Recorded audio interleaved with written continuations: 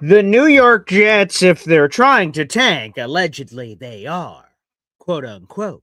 If they are, the Buffalo Bills just used a reverse Uno card, which has dramatically changed those efforts. We'll talk about it. Boy Green Daily starts now. I'm gonna lose my gosh darn bananas. Boy Green Daily starts now. Zoinks! Boy Green Daily, Boy Green Daily, Boy Green Daily. Let's go!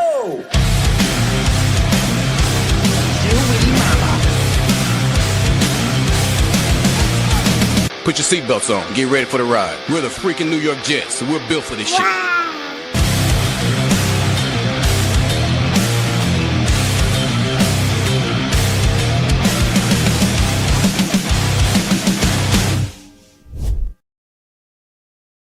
Paul Leston Jr., a.k.a. Boy Green. I'm the New York Jets digital reporter for Heavy.com. Welcome to Boy Green Daily, a daily New York Jets video show, also available wherever you get your podcast. Right off the top rope, let me grab, the megaphone real quick. Let me grab the conch and Anchorman. Harvey Bouchard Jr. out in our audience. You won our December raffle, so please reach out ASAP. If I don't hear from you ASAP, Harvey, we will spin the wheel again and pick a new winner for our raffle prize of the month of December. So again, Harvey Bouchard Jr. taps the mic, click, click, click. Please reach out ASAP on any social media platform. You won our raffle. Take full advantage of that, and I will ship all your wonderful prizes to you. If you don't, we will spin the wheel again, and it will go to another person. So keep that in mind. Also, I'll reveal our January raffle today. So any raffle tickets that were gifted yesterday or today, as I see they are immediately in the chat, well, you guys will be eligible for those as well. First off, Jared B. gifting a Boy Green Coffee Club membership. Thank you kindly.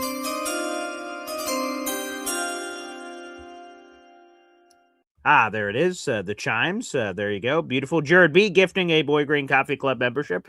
Thank you so much to our moderator, Jared B. That went to Hannah Real 1. You are now a member of the Boy Green Coffee Club. So thank you very much. And like I said, I will show the prizes in a little bit. I want to go to the topic matter at hand here. I will also answer a question or two real quick from the chat because I see we have some questions and conversations out there as well. So let me get to those. Jared B., that is your first raffle ticket for a January raffle, which, by the way, I think you guys are going to love it. We are overflowing with prizes for the month of January. So if you guys want to be eligible for any of those prizes, by the way, all you have to do is spend $3 on the channel, gift a Boy Green Coffee Club membership, super chat, super stickers. All of that is available out in the universe, so I appreciate you.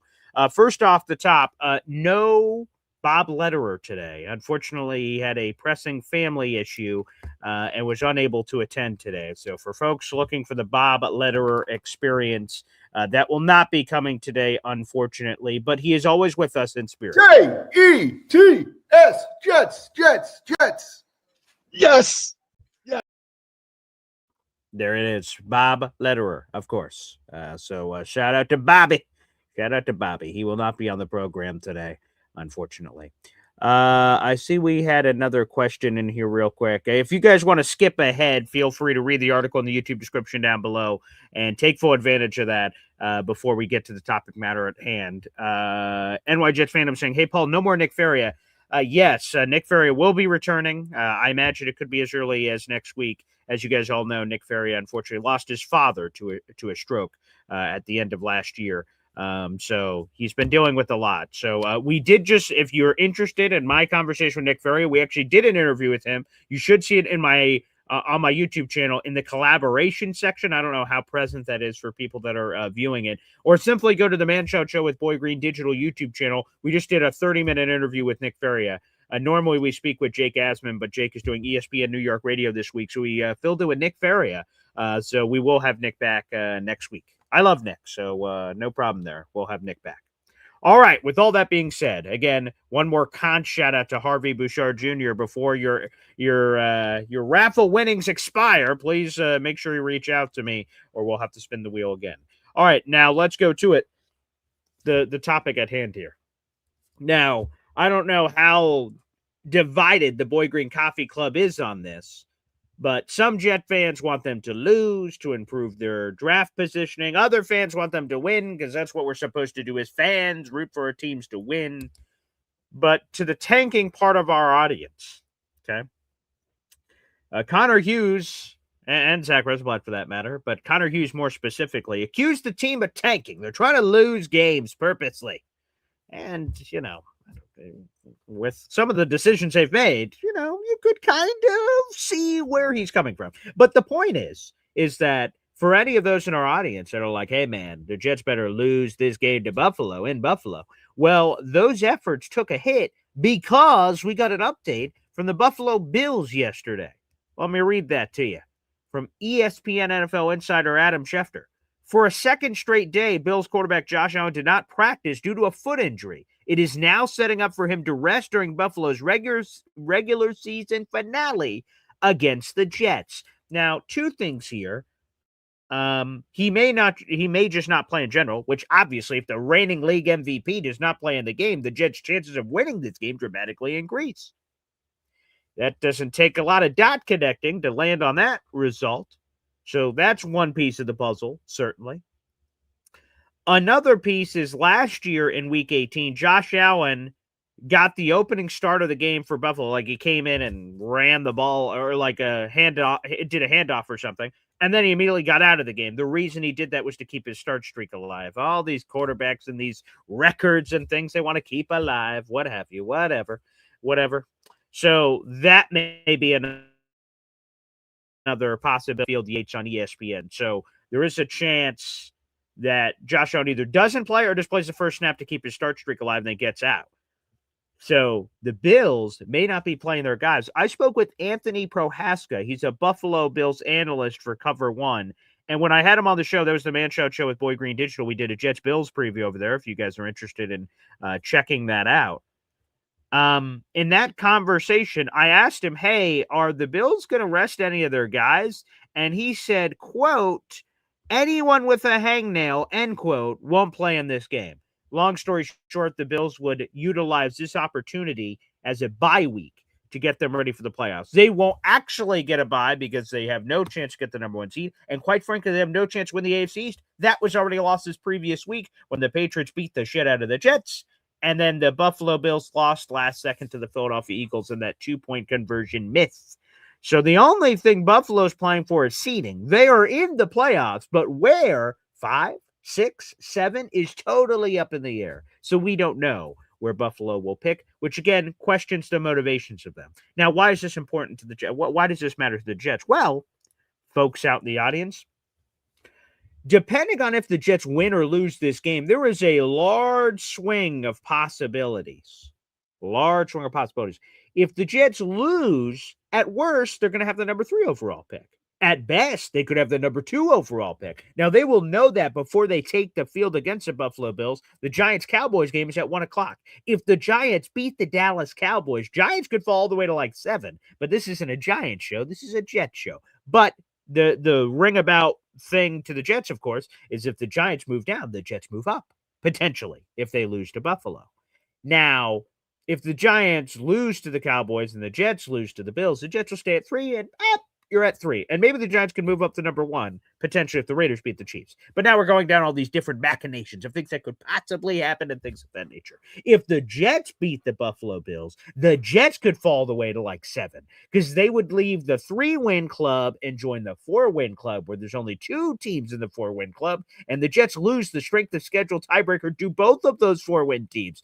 Now, of course, either of those 4-win teams could win their respective game in Week 18, and then that would unaffect the Jets. But the Jets would still live the 3-win ball club, and if some of those other 3-win teams lose, then the Jets could fall all the way to 7. They can't fall lower than 7, so that's the silver lining, if that exists out there in the universe. But all this tanking stuff, all the draft positioning, and folks, if you watched any of the college football yesterday, well, folks, I think we have a few more people that may or may not be on a certain bandwagon. I see Alon has returned to the chat. I know he certainly was singing this song to himself last night.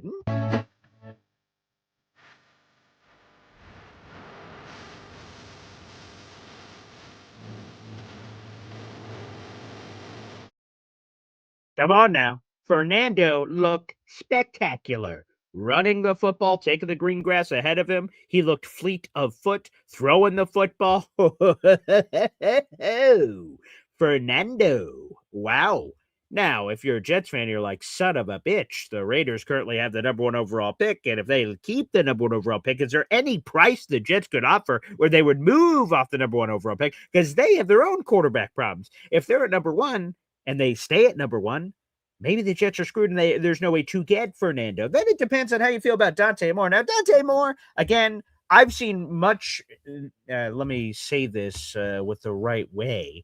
I've seen many more games of Fernando this season than I've seen of Dante.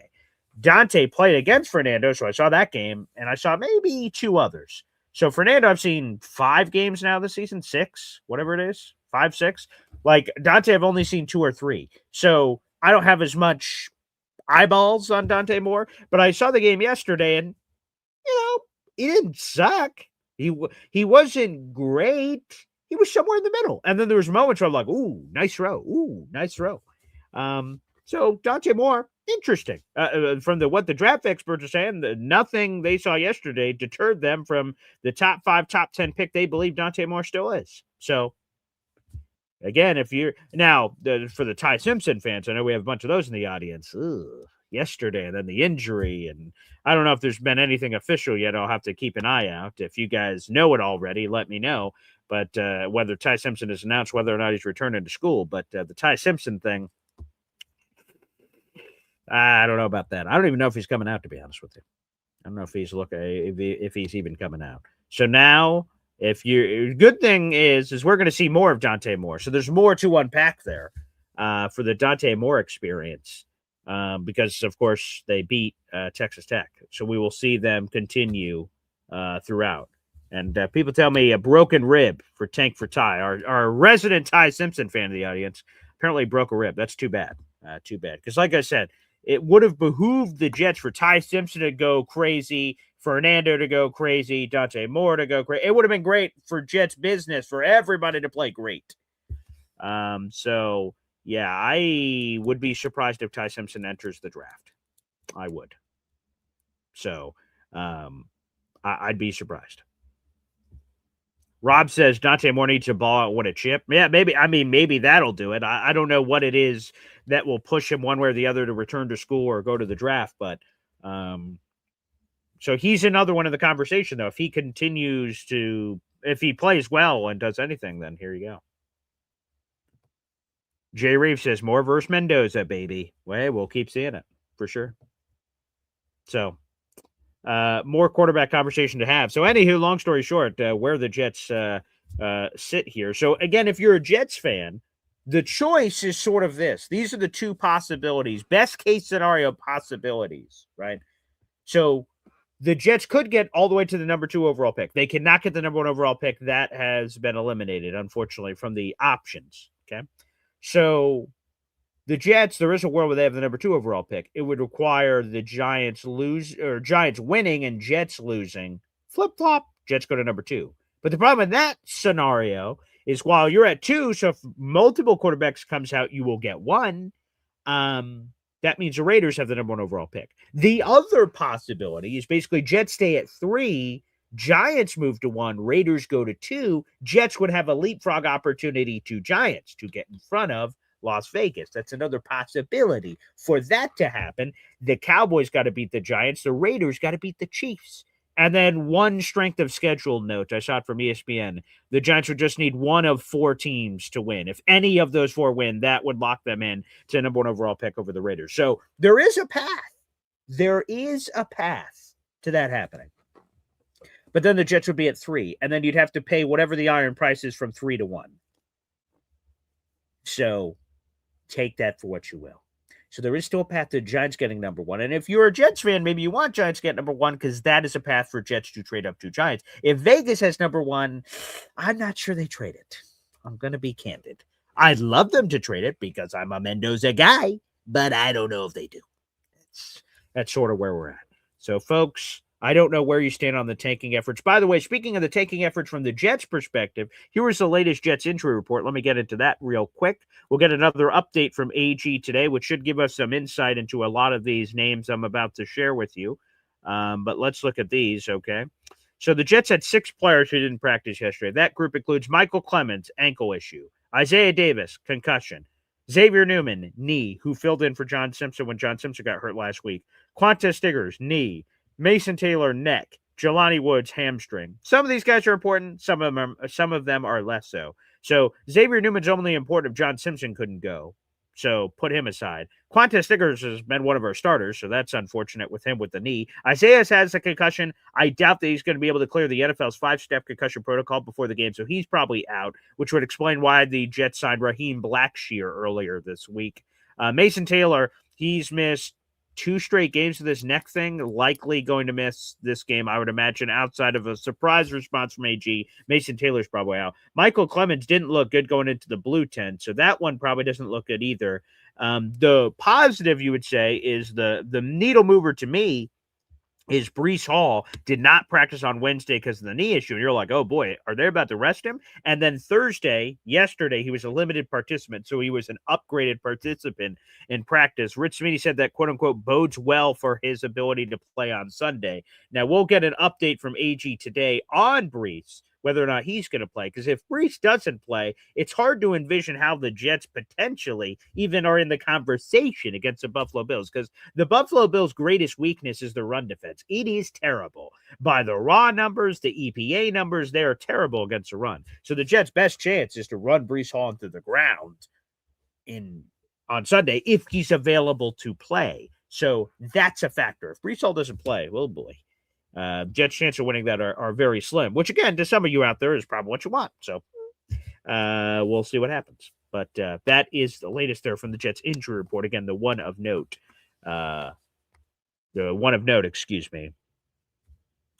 is Breece Hall, which we'll get an update on in a couple hours. Folks, let me reveal, one second. Jared B says, what about Davis? Says he's out. Again, he's in the NFL's concussion protocol. He's missed the first 2 days of practice. And again, in the new age of 2025, it's harder than ever to get a concussion and then clear it in a week or less than a week, technically, to the next game.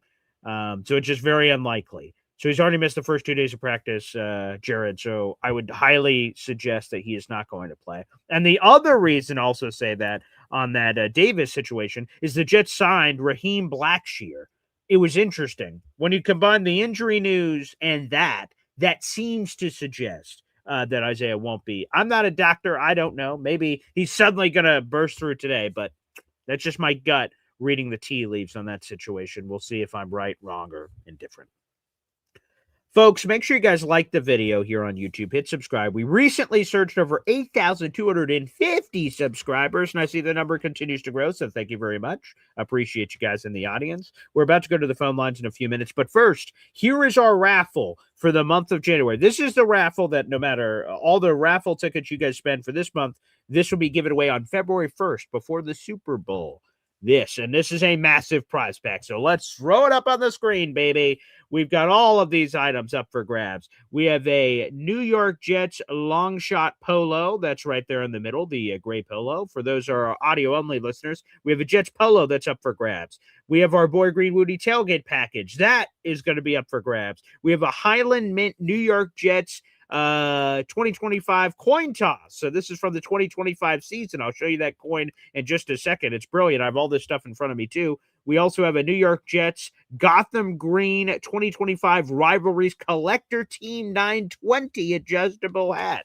So there you go. These are all of our items for the month of January. So here you go. First off, there you go. There's the brand new hat. I don't know if you can see it, so I'll take it out there. There you go. Brand spanking new with the tags on it and everything. Here's this beautiful hat. This is from the Rivalry collection. So if you guys don't have anything for the Rivalry collection, we have that for this month's raffle, which is beautiful. The old NY Alternative Jets logo on that one, which is cool. So that's a brand new hat we have for this month's raffle. Let's see, we got the Highland Mint Jet Super Bowl game coin with the certificate of authenticity from the National Football League. Look at that, baby. Look at that with the old school logo on it. It's beautiful. This is a game flip coin for this season. So beautiful. That's another part of the raffle prizes. So that comes again with the jewelry box and the official certificate of authenticity. There we've got the brand new Jets polo. There you go, baby. Brand spanking new. The brand new Jets polo that we're throwing into the mix as well. And then, like I said, our Woody tailgate package. So a brand new hat, a brand new flip coin from this season. We have the New York Jets polo, also brand new. All of those items, baby, are in our January raffle. If you want a chance to win all of those, well, folks, all you have to do is spend $3 on the channel, and you will have an opportunity to win all those prizes. All those prizes will go to one person, and you guys can do with the items as you wish. So, yeah, check it out, baby. Those are all up for grabs. So, hopefully you guys can win them. All right, Deborah says, yeah, we'll take them. Okay, great. All right. Well, folks, good luck, everybody out in the audience. Again, all you have to do is spend $3 on the channel. We do raffles every single month on the channel. If this is your first time here. Again, my name is Boy Green, and that's what we do. So good luck to everybody out there in the universe. And we'll have that graphic up throughout the rest of the season. Here we go. All right, let's get into a few questions or comments before I open up the phone lines. Let's see here.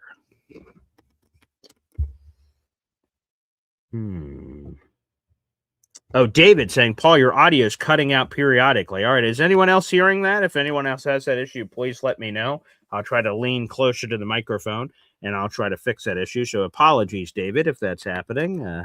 Folks, just let me know in the comment section if you guys are getting any audio issues. I want to make sure I fix that. As the resident radio guy in the room, I want to make sure I'm not giving you guys some of those problems. All right, so let me know on that in the comment section. All right, I'm good now, Paul. Okay, good.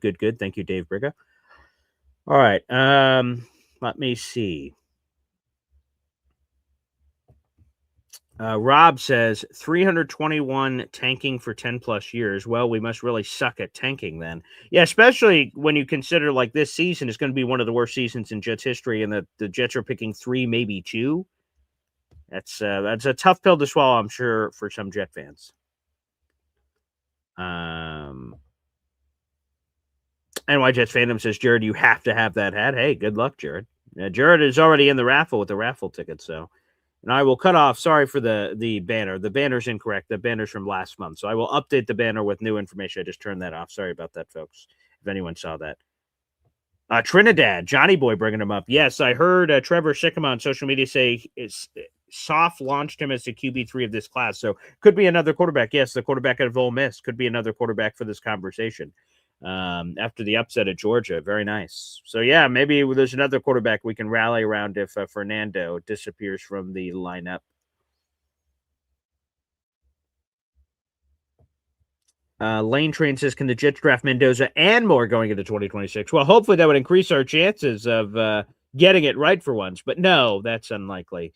Maybe one. We'll see if Dante comes out. We're not sure.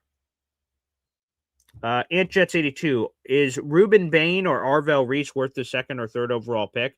So Arvell Reese definitely is worth the 2nd or 3rd overall pick.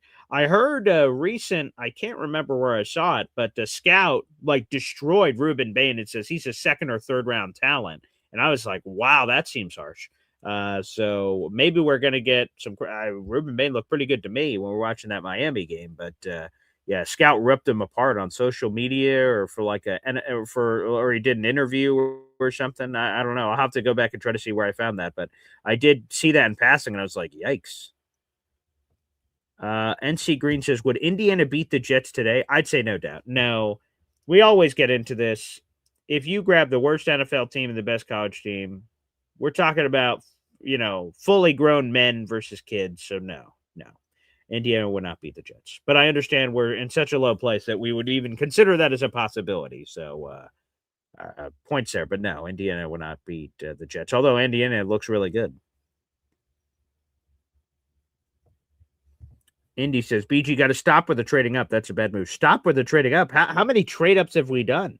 So we have the Sam Darnold one in 2018 from 6 to 3. And that was a bunch of 2nd-round picks. And again, he seemed like a good guy, but we just didn't do our part. Zach Wilson was organic. Mark Sanchez, I guess, but that was in 2009. I mean, that was 17 years ago, which makes me feel incredibly old. But, that was 17-5, and that trade up actually wasn't that costly, to be honest with you. We got lucky with Eric Mangini being in Cleveland. I'm trying to think of other crazy trade ups. AVT was a trade up from 23 to 14, but that was relatively minor on the trade scale. I'm trying to think of any other first round trade ups I'm not thinking of.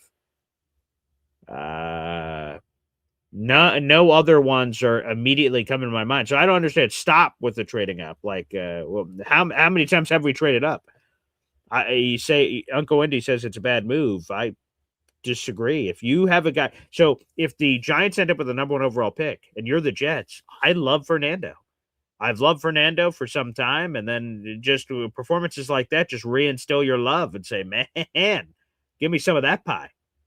So that's what I'd be doing if I was the Jets. So again, if you get quarterback right, you can figure out the rest later. And I would only disagree with my own point I just said if it was like a Joey Harrington situation. If you had the Texans offensive line and that was the group, or back in the day is what I'm saying, that you have this offensive line that's getting beat up and they're not good, then don't put a young quarterback behind that. But like Garrett Wilson, Breece Hall, offensive line, Mason Taylor, Jeremy Ruckert, like that's a fine group. They need more, but that's not terrible. So no, I would I'd do it. Dunk Lloyd, he's with Uncle Ed. The only trade the Jets should be doing is backwards for ammo. Staying and picking is the most likely in my view, and quite frankly, staying and picking is the most likely in any situation. Not to dunk on Dunk Lloyd here, but if you were a betting man and the 3 options were trade up, trade down, or stay the same, plus money should be staying the same because that's it's more likely that someone wouldn't trade than would, either way, up or down. And it takes 2 to tango, so there's other variables. By the way, the snow is pounding up here in Oswego. I can barely, the trees are absolutely covered. We are getting pounded right now with snow right now. For those who are just randomly curious about my weather situation here in New York. Let me go back to the most recent comments here. And that's exactly was going to be my follow-up. NC Green says, who are teams trading up for? Exactly. Everyone wants to trade down, but who's coming up and who's coming up for what? So, Indy Jets, you don't trade up for a quarterback unless you want 100% of not making the Super Bowl, which again, Indy, when you brought up these numbers before, they were vehemently denied because the way that you view your stat that you came up with and reality are not the same. So like different situations that have presented themselves of how uniquely teams have acquired quarterbacks, for some reason you say, well, that doesn't count or that doesn't count. Like, for instance, the Giants got Eli Manning. They traded for him and they traded up. They switched with the Chargers to get Eli Manning in draft rights and got him. Eli Manning won 2 Super Bowls. So that counts towards the Super Bowl thing. That counts in the conversation. John Elway, Baltimore, Denver. John Elway won Super Bowl, so they traded up for those guys. I'm just going to keep going on the list of guys that have been traded up for to get Super Bowls. So respectfully, I disagree with your statistics because they're not accurate. Maybe you're going to say it doesn't happen often. You could say that, but never happening. That's just not true. Again, John Elway, 2 Super Bowl rings. Eli Manning, 2 Super Bowl rings. And I'm sure if I tried to look more, there's more guys out there in the universe. If you do your scouting analysis and you determine that a guy's a franchise quarterback, then you go get that guy. Now, maybe, again, if the Raiders end up with the number 1 pick, maybe there's no price you can pay. Maybe they want a quarterback, and sorry, pal, you're not going to get it. But, yeah, if you have a guy, you go get him. And people say, well, we need more than a quarterback. Okay, anyone picking in the top 5 needs more than a quarterback. Very rarely is an entire team perfect outside a quarterback, and now we're perfectly ready for a quarterback. You get a quarterback if you think the quarterback's good. That's it. Envelet says Black Monday in 3 days. Jet fans, don't hold your breath. Aaron Glenn is not going to be fired. He's not going to be fired. Rich Cimini made that very clear on our interview this week. Jets will wide. Morning Coffee Club, hire Quincy Avery for whichever quarterback we draft. Yeah, he does a very good job in his private quarterback tutoring, that's for sure.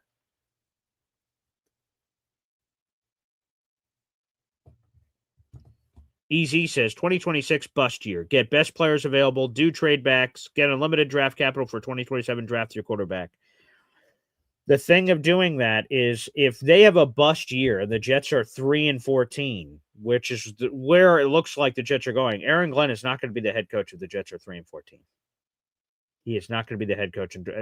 I would have to hear the story of how he survived 3-14 back-to-back years, because that's not going to happen. So AG is going to want to win in 2026 because he can't afford not to.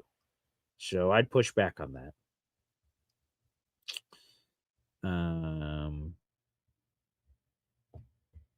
Joe on YouTube says, why is no one talking about John Gruden as an option to replace Glenn? Everyone seems to be talking about that. It's Jets, Jets. I love Fireman Ed too. We've talked about this a lot. I like Chucky. He's passionate. I love the QB grinder segments and stuff, but he's been out of the NFL for a significant period of time.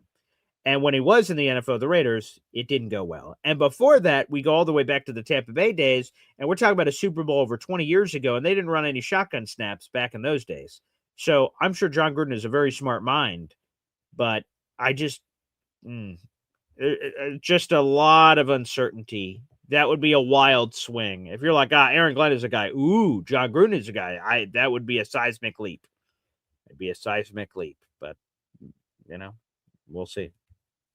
Rob says we're not getting Fernando. That ship has sailed. It has not sailed. Again, the Raiders are not locked in the number 1 overall pick. There is a path to the Giants getting the number 1 overall pick. They have like a 12 to 15% chance, which you could say, that's not a good chance. 12 to 15%, that's not bad. So if the Giants get it, they could trade the pick. So it's not over yet. David says lake effect, City of Oswego, New York. That's correct. Yes, we get lake effect snow. So we get bonus snow on top of whatever normal snow. So if a front comes in and drops snow, we also have the lake effect snow on top of that snow. So yes. Alon says I can only see 2 teams trading up for a quarterback, Jets and Cardinals. Yeah, Cardinals are incredibly desperate, especially if Gannon survives. What does he have to lose? He outside of his job, so like he's going to play with a reckless abandon, I think. So that could happen. Lane Train says, do the Giants pick 1 in this draft? Not right now, but they could pick 1, depending on the results of this weekend. It's pretty simple. Giants lose to Cowboys, Raiders beat the Chiefs, and then there's one of any 4 or 5 opponents win, the Giants get the number 1 pick. Yes. A-Step 10, bring back Rex, baby. All right. There you go. Appreciate you. Good morning, Lane Train. Good to see you, pal.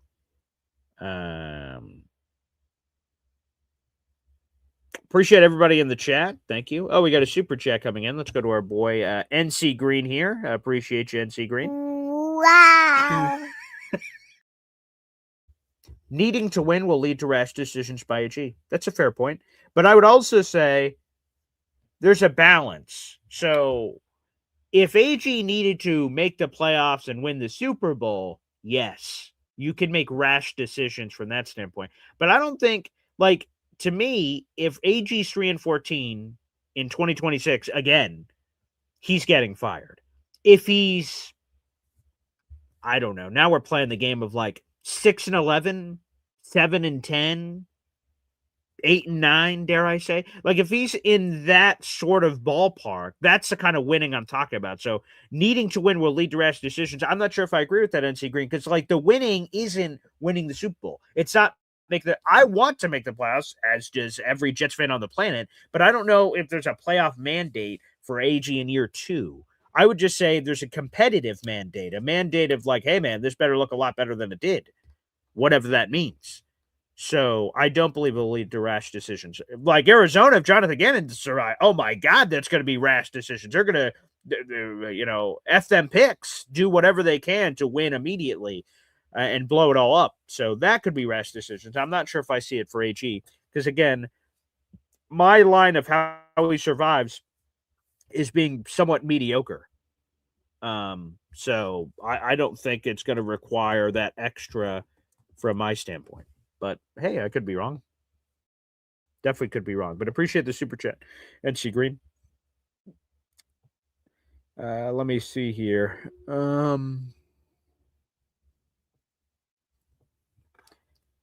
BBA731, 8 and 9 laughing emojis all over the place. I'm saying that's what he would have to do. 6 wins, 7 wins, 8 wins. And you're making it sound like 8 and 9 is ridiculous. We don't even know, for anyone that just says next year is, or next year, this year, technically, but next season is a bust and the Jets have no chance. You don't even know who the Jets quarterback is. Is it a rookie? Is it a veteran? We have no idea. So anyone that has any whatever, like, conviction of what next year is, to me, is crazy. We don't even know the quarterback. How could we possibly determine? If we have this quarterback versus that quarterback, totally could swing how we perform. So keep the jokes flowing, fans in the audience. Keep the jokes flowing, people.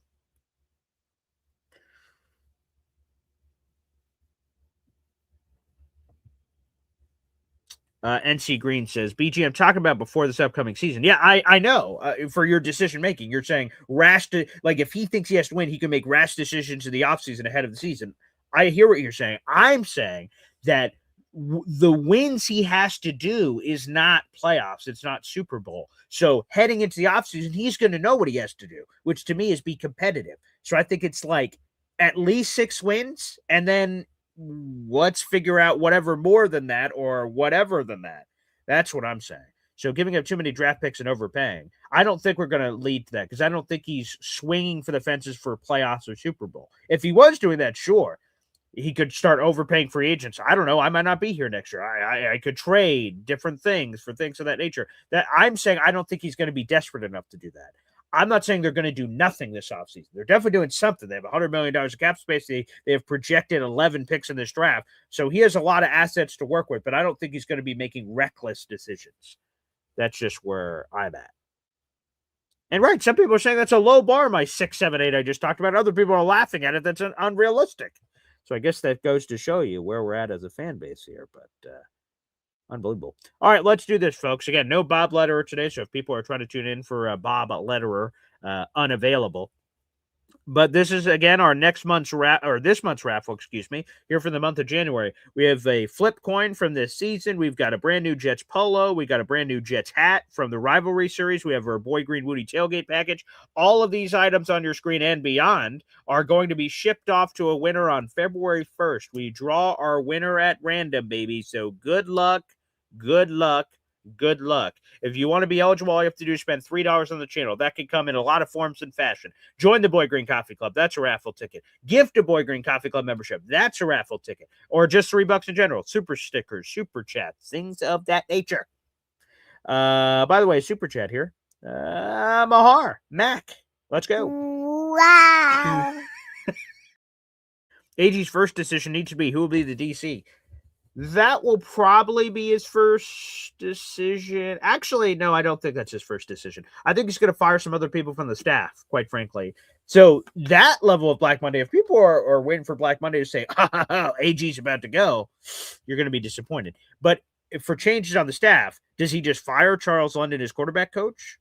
Does he reassign him? Does he bring in new people? What happens there? Other guys in the defensive coaching staff, does he just start firing off? Does he hire the DC and then that DC helps make some of those decisions? That's a good question. But yes, whether that's first decision or not, that will be a very important decision. And we're all going to debate names, and we'll get more into them as the search is going on, and we're hearing rumors and stuff. To me, my dream guy is Jim Schwartz, and there's been a lot of rumors that Kevin Stefanski is going to be fired, which is the key ingredient to potentially getting my dream fit, which is Jim Schwartz, so that would be terrific. We'll see if that happens. But Jim Leonard, Bilal Powell, one of my favorite Jets, he highly recommended his former teammate, Jim Leonard, as a defensive coordinator choice, and that one makes a lot of sense. There's a Jets connection. Jim Leonard currently works as an assistant for Denver. The Jets would offer a promotion, obviously, as a defensive coordinator. Sean Payton and AG have a great relationship. Like, you can easily see how that one makes sense. It makes sense because Jim Leonard's a smart mind. He's a former Jet. That would matter. He cares about the Jets. AG cares about the Jets. AG, Sean Payton. It almost makes too much sense, quite frankly. So Jim Leonard is one I think we would all rally around. He's super smart. He was a really good player. He's been around a lot of smart minds. He called defense at Wisconsin at the college level. He's around Denver is one of the best defenses in the NFL. So he's been around a lot of smart people from that perspective. So I would be very satisfied with the Jim Leonhard edition. I would love a Jim Schwartz edition. People have brought up a very popular name has been Al Harris, the Chicago Bears. Their defense is a turnover machine. Al Harris would be a lot of fun. And obviously the NFC North connections and all that with AG. That'd be another one I'd be very satisfied with. To be honest, you can color me a lot of different ways. A super experienced guy, which would probably be my preference. But if you have young upside guy that you feel really good about, like a Jim Leonhard, relatively speaking, that'd be interesting. So, yeah, there's a lot of different ways you could skin this cat that I'd be quite satisfied with. So, hey, you know what? Good luck out there in the universe to everybody involved. That's for dang sure. But let's get it right. Obviously, that's a key piece of this puzzle.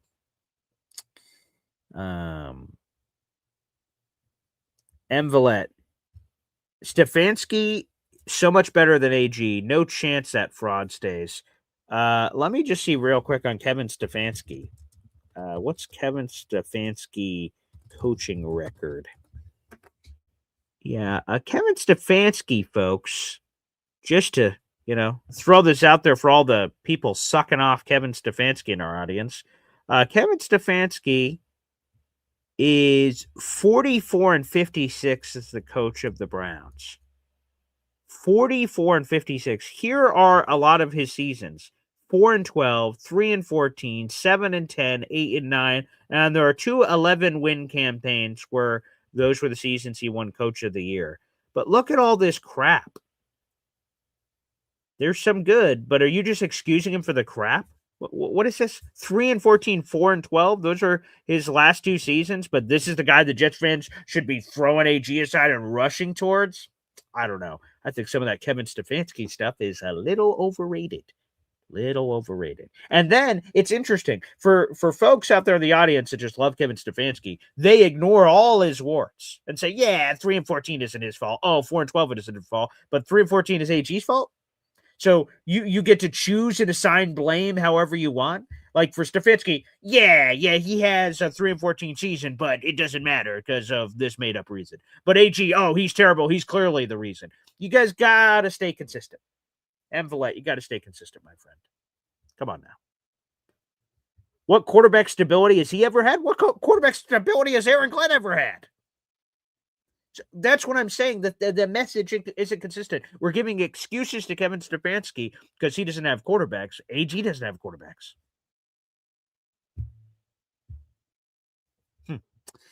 Interesting. Yes. Again, Kevin Stefanski, sure, former 2-time Coach of the Year. All right. Jim Leonhard is better than AG. Like, Jim Leonhard head coach. What the?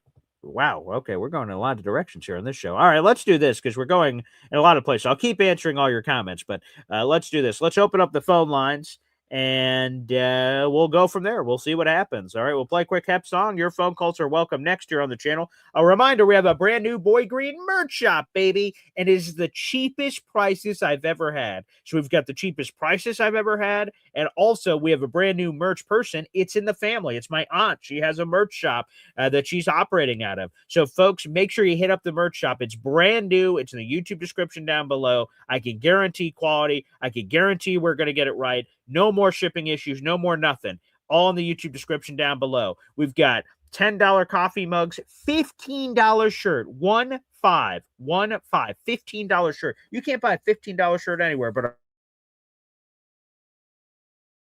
our Instant Coffee Club mug. And folks, we only have limited items to start, but if you guys give us a resounding response in the Boy Green merch shop, which is down below, then we're going to add a lot more items. So show your support, and whenever you purchase those items, feel free to let me know in the comment section. But also, when you get them, tag me on Instagram, tag me on Facebook, tag me on Twitter, say, Paul, my Boy Green stuff came in. Great. I'd love to scream it from the rooftop. So, folks, take full advantage of the cheapest merch store I've ever had in the YouTube description down below. That's a cool way to support the show and, of course, support local business, which is what my aunt is as well. So, folks, feel free to take full advantage. We'll take a time out. More coming up here on BGD. 1, 2, 3. Whoa! Boy Green. Buzzing daily, buzzing daily, buzzing daily. Talking Jets football, man. Buzzing daily, buzzing daily, buzzing daily. The New York Jets Football Club. Offense, defense, special teams, watch Jets football with Boy Green. Everyone, J-E-T-S, Jets. Boy Green, buzzing daily, buzzing daily, buzzing daily. Talking Jets football, man. Boy Green, buzzing daily, buzzing daily, buzzing daily.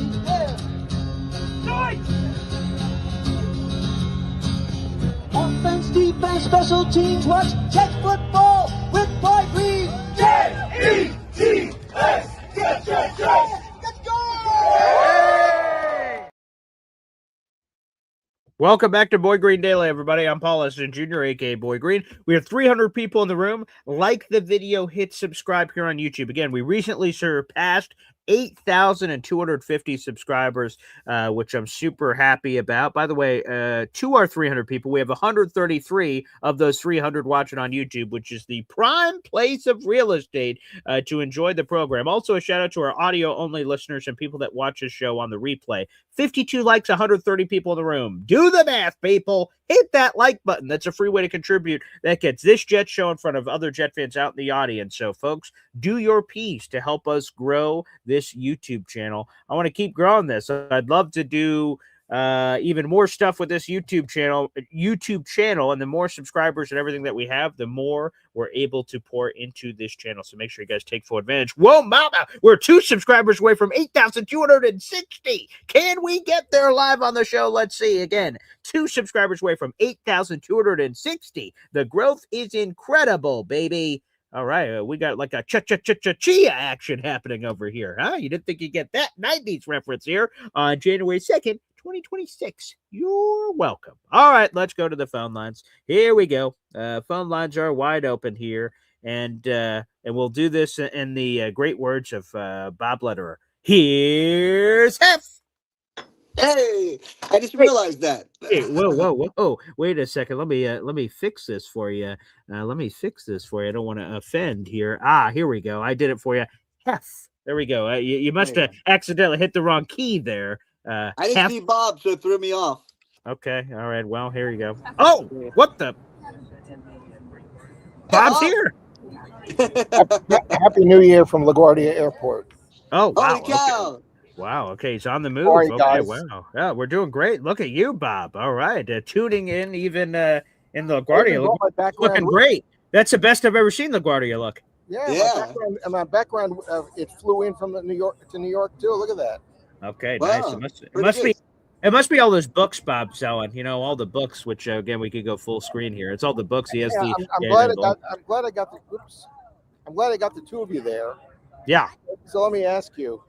I only saw the 4th quarter of the Rose Bowl, and so I didn't know whether to cry or just about the fact that we're not going to get him. Yeah. Maybe I didn't get to watch any of the previous games, so we'll see more again next week. What was the consensus about his performance yesterday? Because to me, what I had seen is that Ty Simpson never had a chance as far as being outclassed. The Alabama team was just they had a running attack. Their defense was, really well, played well. Everything went well for them. Alabama, it seemed like a Brady Cook situation. He's thrown in he was already thrown in, and the ship was sinking. Then he got injured later on in the game, and you didn't see him for almost 3 quarters or a half. Yeah, right. It was significant. Well, I can't remember exactly where it happened, but yeah, he broke a rib and they didn't come back in. Apparently, that's what someone told me the injury was. Yeah, so I would give Simpson an incomplete, but Mendoza looked really good. He looked really well. He ran the ball well. He visioned the ball. There wasn't a lot of pressure on him. That's the one thing I'm worried about. But he seems, he's got a bit of a gawky style when he runs. He runs like a giraffe, kind of because he's so skinny, Well, But- I would say this on Fernando. I mean, his first 2 passes of the game, he got sacked. Like Alabama was bringing the heat immediately on Fernando. And I love the cool thing about Fernando to me, the consistent thing I've seen in all the games I've watched him is like, no matter if he gets punched in the face, he just dusts himself back off and just finds a way, which again, that's just a compelling thing that to your point, there was a lot of situations that were perfect. And he just, you know, we're all in t-shirt and shorts and you're throwing it around the barnyard and that part's easy. But like when his resilience, his bounce back from things, I really like about him. Yeah. You know, he's definitely, and he loves football. He's a real For football crazy guy. He really loves it, you know, and that goes a long way. But I don't see us getting past the Raiders unless some miracle happens and everything goes our way. Which And is who do we- possible. Which is possible. So we can't get to the number 1 pick, but the Giants can flip with the Raiders potentially. So there's again, I mentioned it earlier on the show. There's 2 schools of thought for rooting if you're a Jets fan. Do you just want the better pick? You don't care about who has number 1. And in that case, the Jets could get as high as number 2 overall, but the Raiders would be at number 1. The other reverse is Giants are number 1, Raiders are 2, you're 3. And in that case, while you're lower and that stinks, you have a path to number 1 because it's great with you in theory. Right. So, but to your other point, Bob, because we didn't ask, I'm sure you were asking about Dante Moore too. I thought Dante Moore had a lot of really nice throws. I didn't think I'm not over the moon like I am about Fernando's performance, but I'm not underwhelmed. I'm not like, wow, that Dante Moore guy sucks. Like I thought he was just really solid with flashes of good, and I'm curious to see him continue to go through this bracket. It's going to be a great game when he faces off against Mendoza next Friday. Yeah. I can't wait. The kid's only 20 years old too. I mean, that's crazy. Right, super young. Well, that's one strike that I hold against him. Not enough experience, but Yeah. he's got a big decision to make, and the better he plays, the more money is going to be looking him in the eye and maybe making his decision tougher. Although with NIL, he's probably being handsomely rewarded anyway. Yeah, That's you're true. right. That's true today. All right, guys, I'm going to jump off. My phone's going to cut out. Love you. Okay, I appreciate it. There we go. There you go. And Bob, anything else on your chest as you're there at the airport? No, it's I want to wish you a happy new year. Thank you. Same to you. Hopefully 26 will be a much better one for all of us in so many different ways. Please. Boy, the speculation this week about AG, because that's really all it is, and his future. Yeah. I mean, even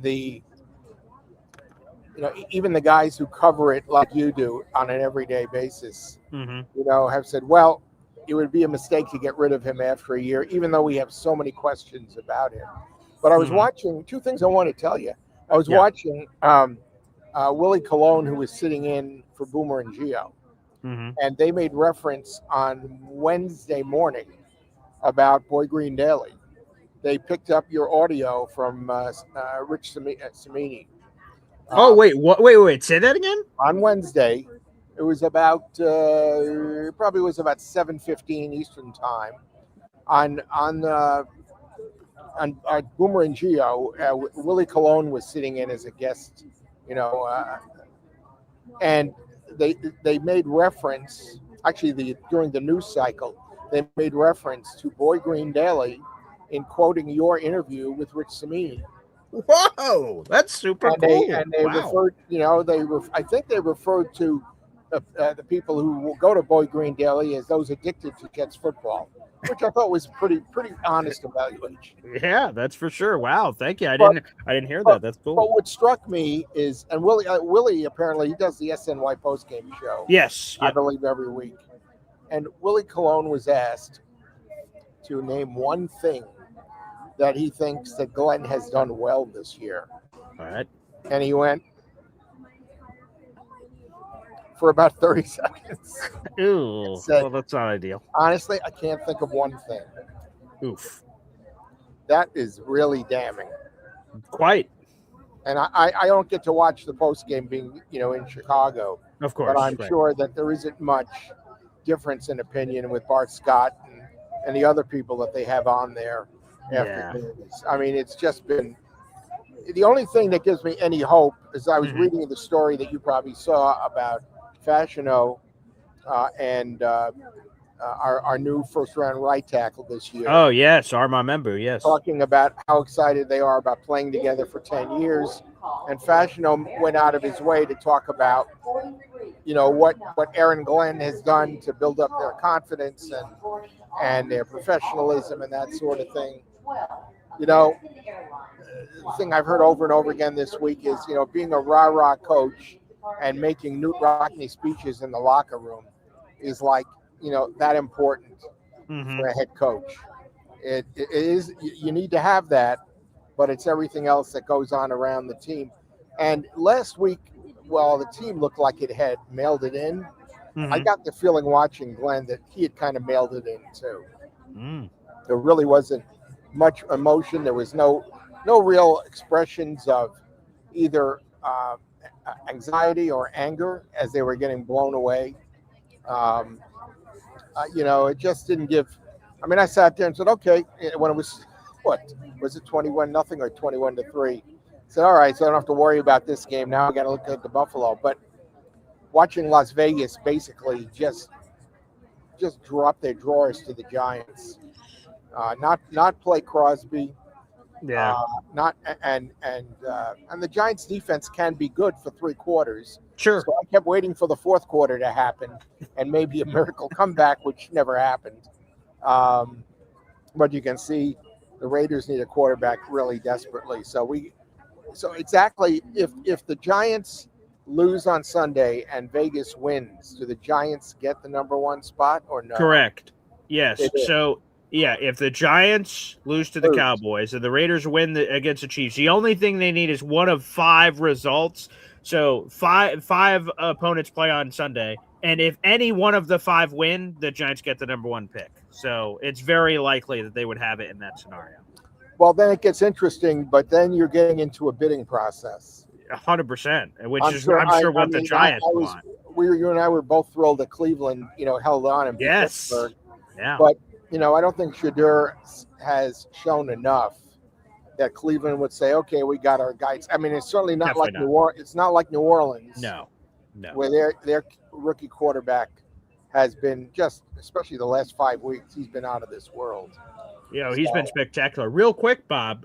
So we all know that you've been, you prefer that the Jets would lose these games and win these games. And on Sunday, it looks like the Bills may counter the Jets tanking of their own, of not potentially playing Josh Allen. That's the current buzz, is that they won't play him. And a Bills analyst texted me this: anyone with a hangnail isn't playing. So I went, oh, okay. So apparently there may be some tanking because they don't care if they're 5, 6, or 7. Apparently in the wild card. Oh, really? Is that what it is? That's the position they're fighting or not fighting? Correct. For? Right. So they're already in the playoffs. They can't win the division. So the only thing and even if they win, they don't get to confirm it 100%. It's sort of up in the air with the other opponents. But yes, 5, 6, 7. Right now, if they were in the 5 position, which it would be if they win, who would they play in the first round? Baltimore Pittsburgh winner. So that's on Sunday Night Football. And if they're in the 7th spot, who would New England? Time for them to. Well, no, I don't know if it's time for them to dump. I don't think they want to play New England. Yeah, I don't know. That's a good question. I'm not sure what I want to do. If I were them, I'd much rather play Pittsburgh or Baltimore. Yeah. So and in fact, Pittsburgh is playing Baltimore this week, right? Yeah. So and the Bills won't know that result before they play. Steelers play on Sunday Night Football. It's the final game of Week 18. Winner in the playoffs, and they're the 4 seed. Loser out, and they go home. So Buffalo can't control that aspect. If they lock in the 5, they don't know who they're playing. It could be Baltimore, could be Pittsburgh. It'll be up in the air. And if my memory serves me correctly,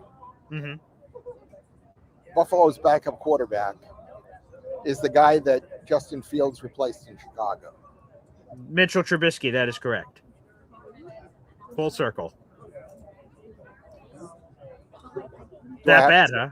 Oh my God! They got rid of him for Justin Fields. Well, I guess that's a good point. So yeah, touche to that. Although they had hope for Justin Fields, but Trubisky, as was true with Fields, Trubisky got worse every year, which is probably a compliment to their coaching.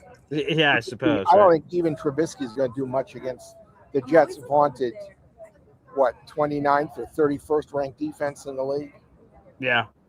And with all the Chris Harris changes and alterations that he's going to make in the scheme to outwit the Buffalo, brains. Mm-hmm. I don't know. Everyone's talking about Jim Leonard, and I love Jim Leonard as a player. Yep. And the guy he has some reputation now from, the college ranks, and then for being he's a backfield coach in Denver, right? Yes. So we're bringing in a rookie defensive coordinator. Yeah, he has done it at the college level, but not the NFL. I know he has. Yeah. I read bad things about Wink Martindale this week, that he rubs everybody the wrong way because he's too Lombardi-like and basically telling you, you know what, you suck. Yeah, I've heard that. And I've heard those so I criticisms. don't think that's going to work with the Jets. I don't think I work with most NFL teams. So, and I don't know if I trust the decision, to Glenn and to Moochie to bring in the DC. The offseason is something we can look forward to because there should be a lot of changes, but are they going to be the right changes? And, my thought the other day when I saw we're not going to get the first pick, my Correct. first thought was I got to call into Paul and I got to say, you know what? We got to basically dump everything and start completely from scratch. Because if we're not going to get the quarterback we want, if we improve, but using those 2 draft picks Mm-hmm. and make ourselves measurably better next year, we're probably going to put ourselves out of the quarterback derby to get somebody. Mm. And is that so? Do we want to win 6 games and have the 8th or 9th draft pick? And we'd have 2 other picks. Sure, right. And maybe one of those would be better than our own. Maybe, hopefully, possibly. Indianapolis. I was talking to my son here. Yeah. Well, I've been in New York, who's the Colts fan. Yeah. So what are you going to do for a quarterback next year? And he said, well, the feeling is that Jones might be back at some point next year. I said, well, he's not going to be ready for opening day. Definitely not. Yeah, maybe at the end of the year, but then at that point, why even bring him back? I don't. And Paulie has injuries on both legs. Yes, It's correct. not as if he can focus his attention on his Achilles.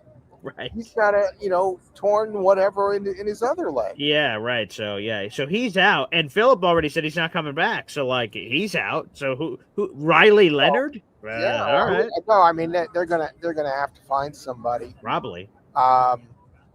So there's a lot. Boy, there's a lot of moving pieces. Definitely. In the Jets world, Mhm. and I don't know. It's going to be a tough thing. There's going to be so many questions and so much second guessing, Mhm.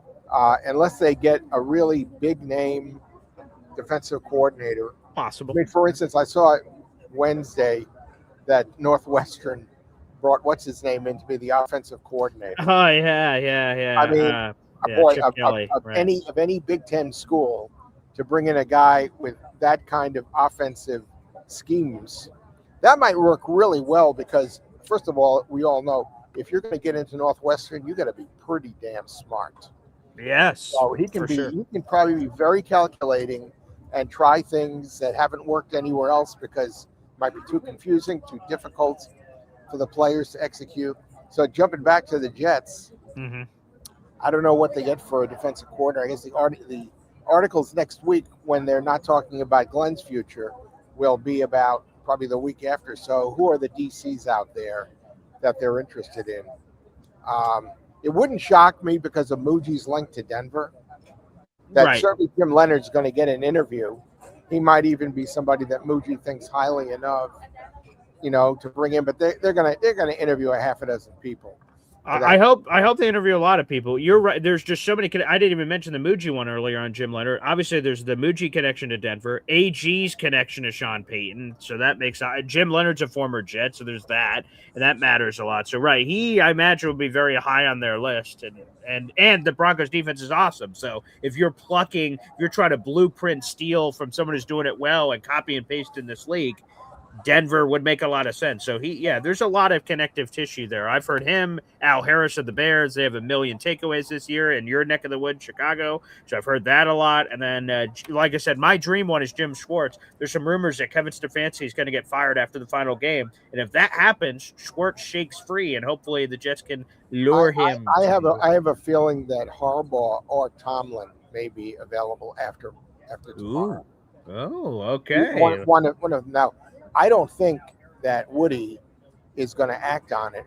Definitely not. But I don't think so. But I think he should definitely, bring in the brains. And I don't mean Glenn, obviously, but bring in Muji and bring in some other people, maybe even Tannenbaum or whatever. I don't know, and just talk turkey about what this could mean. Yeah, I would. But I'll tell you this: I would bring Tomlin or Harbaugh on my staff under AG. I'd be willing to do that. I'd be willing to hire them as an assistant to the regional manager. I don't know if any defensive coordinator, even particularly Leonard, would want to come in unless he gets a multi-year contract. Oh, no doubt. Coordinator, because Glenn's future is certainly next year in the balance. Right. And he, do you want to work for Glenn? I don't know what Glenn's reputation is. I have no idea either. Around the league. I'm not sure. And Glenn would certainly want to know what Leonard's philosophy is and see if Glenn buys into it. He put a lot of faith in Wilkes, who has a lot of experience, but he apparently, from everything I've read, has been doing the same thing with the Jets that he did with the other teams. And my first comment to you after they hired Wilkes last summer was, isn't that the guy that got fired the day after the Super Bowl in San Francisco? And yes, that's correct. And he got ripped. But he didn't just say, well, we just thought we needed to move on. They basically critiqued him up the wazoo for what he was doing defensively that the 49ers coaching staff did not like. But didn't want to usurp him and say, no, we're not doing that, because that would have probably caused turmoil, in the locker room. So, hey, by the way, real good news real quick here, Bob. David chimes in saying, good to see Bob. I read Bob's book. I enjoyed it very much. So David completed the Bob Lederer book. David, thank you very much. Pass on the word. Yes. I've only got 11,999 books to sell before I start cashing in royalties. So see, there you go. It's right here, baby. I love having that. Well, now I only need 11,998 more sales. We're chipping away, baby. Hacking at that tree. And really, Paul, my wife asked me the other day, well, how do you and Paul know each other? I said, well, Paul was one of the few guys that when the book came out, actually approached the PR department at the publisher. Correct. Said, hey, can we talk to this guy? And ironically, Jake did too, and although he was in Houston at the time. Oh. And I've kept the video of those two interviews, or the audio. And you were also smart enough to take my suggestion and play the outro of our interview as the Go Go Jets song from way back then. So. Yep. I'm a good listener, Bob. Our relationship has only blossomed since then. Like I said last week, I've truly valued, our relationship and the collaboration we've made, and I hope I've made a contribution, to the Boy Green family, and I'm proud to be part of the Boy Green family. Well, we're proud to have you. So, Bob, safe travels. I know you've got additional activities going on, extracurricular, which is why you weren't on the show today. So my thoughts and love are sent out to the Lederer family, and Bob will have you back soon. Thank you. Hopefully I'll see you next Friday. And we'll have a preview of more. Yes. More against the quarterback we can't get. Which is true. So shout out to Bob Lederer. And folks, wherever you are, Village people, it's time for some YMCA. Jets, Jets, Jets, Jets. Yes.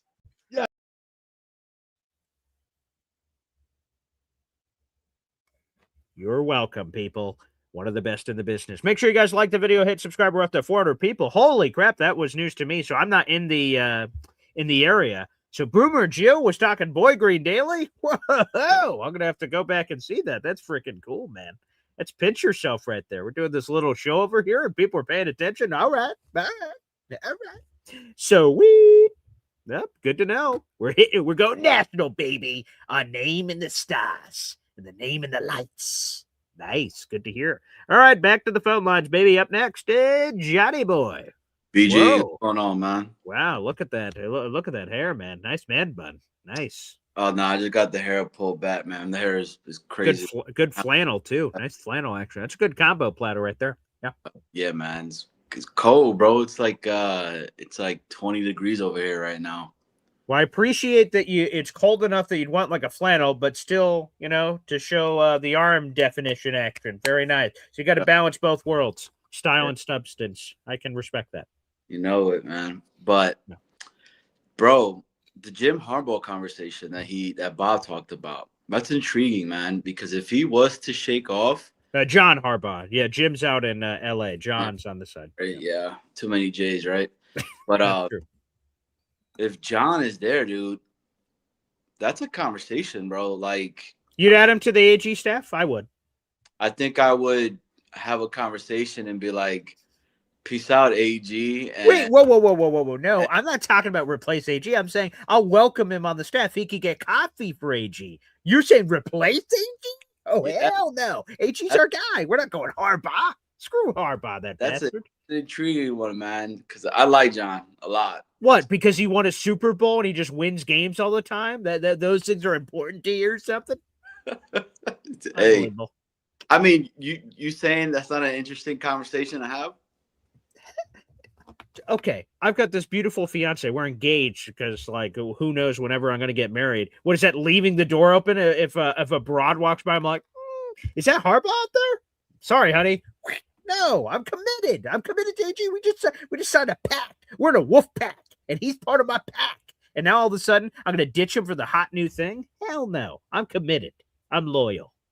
All right. Harbaugh. I'm just saying. It's a conversation, man. All right. I would have a convo about it. Now, I'm probably one of the few that is still on the AG, and I want AG back, right? Because I want AG to continue to keep bringing AG and Muji guys and build that way. But that's just my thoughts. But sure. Talk about was this whole, I don't know if you've been seeing it, is this whole Lamar Jackson tied to Tom Brady with the Raiders over there. Oh, no. Okay. Well, see, that's the thing.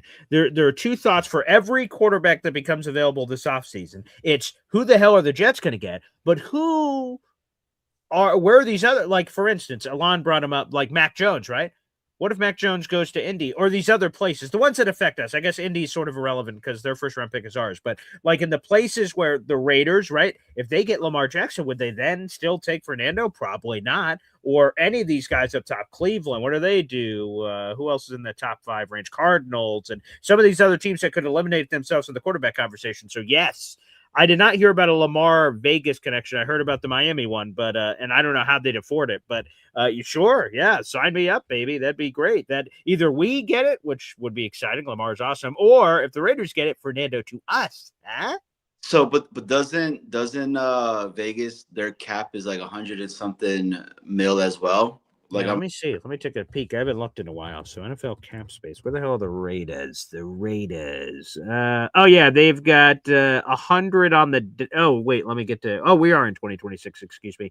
Yeah, they've got more than us. We're at 79 right now. They're at 100. Yeah, so that's what I mean. It's shout out to Clancy because Clancy put it out for me, and then I went doing that. But yeah, there's reports out there that there's rumblings of a Lamar Jackson to the Raiders, so which would be super intriguing in regards to that. But what would that mean for us, right? Like, yeah, does that, and then do you think that Moore or Mendoza, who's gonna go which one? I mean, I gotta say, man, Moore looked good, man, but the Mendoza thing, he only threw like 16 passes, was 14 for 16. Quality over quantity, baby. So I like the whole game manager thing that he is. Like, if the running game is working, you keep feeding it. Hell yeah. Like, it doesn't matter about your stats. So I like that. But again, it's intriguing. But part of me, bro, like, and this is between you and I right here. Yeah. Am I crazy to think that the Jets might not even go quarterback at all? What are you saying? Like they might go other positions and not go QB at all and get a QB in the later rounds. I mean, here's the thing: for if I'm AG and I say if AG is a 3-14 year next year, he's fired, he gone. So if I'm AG, what I want is hope, and hope comes in the form of a quarterback. So if you take one in the first round, it's an unopened package. Like let's say they draft the rookie, and for once they don't play him immediately, and he's just sort of sitting in the background. If I'm AG, if things are going south, I'm like, hey, remember, I've got this thing locked in the vault that I can go to. If your quarterback room is like Marcus Mariota and Tyrod and like some other rando, let's say some 5th round rookie or something, that's just not sexy. That's not like, hey, that's a reason to keep me around. Remember that quarterback I'm developing behind the scenes. So it'd be risky for AG to do that. If he just takes some random rookie late and then just sort of meanders at the quarterback position, that's risky. That's risky. I don't want him to force a square peg in a round hole. I don't want him. Let's say Ty Simpson entered the draft. I don't think he will. But I'm not just taking some random guy because I need to take somebody if I'm AG. And by the way, you're getting a lot of love in the comments section. I see NC Green. Hey, now that's what I'm talking about, baby. Wow. Johnny boy looking good. So, hey now, NC Green giving you some love here, Johnny. Yeah, man. I appreciate you, NC, man. Feeling good, dude. Day by day. The meds is what makes me sleep a lot, so which is cool. I went jogging the other day, trying to do that. I called Doc. I was like, hey, can I go like to the gym and go lift? And they were like, no. Like, he straight up shut that down. He was like, I assume so. That he was like, no. He's like, you can't do any kind of core workouts. You can't do any kind of lift where you have to engage your core. And I was that like, makes sense, right? I was like, all right. So he was like, you could do some cardio, and I was like, damn, cardio, it sucks. Yeah, right. That's not fun to do cardio, but I appreciate you, NC, man. But yeah, feeling good, guys. Feeling great. Appreciate reached out as well. But BG, no, like, just kind of clarify for everybody in there. Yeah. The conversation that I'm talking about is the Raiders wanting Lamar. Right.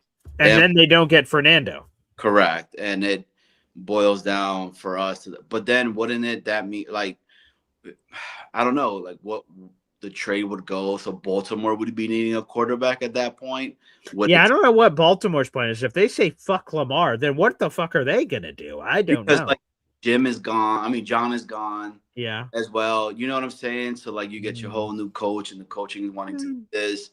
It'll be very intriguing to see like how that goes. This is why I'm excited for the upcoming draft. And unfortunately, always we gotta get hyped for the draft and free agency.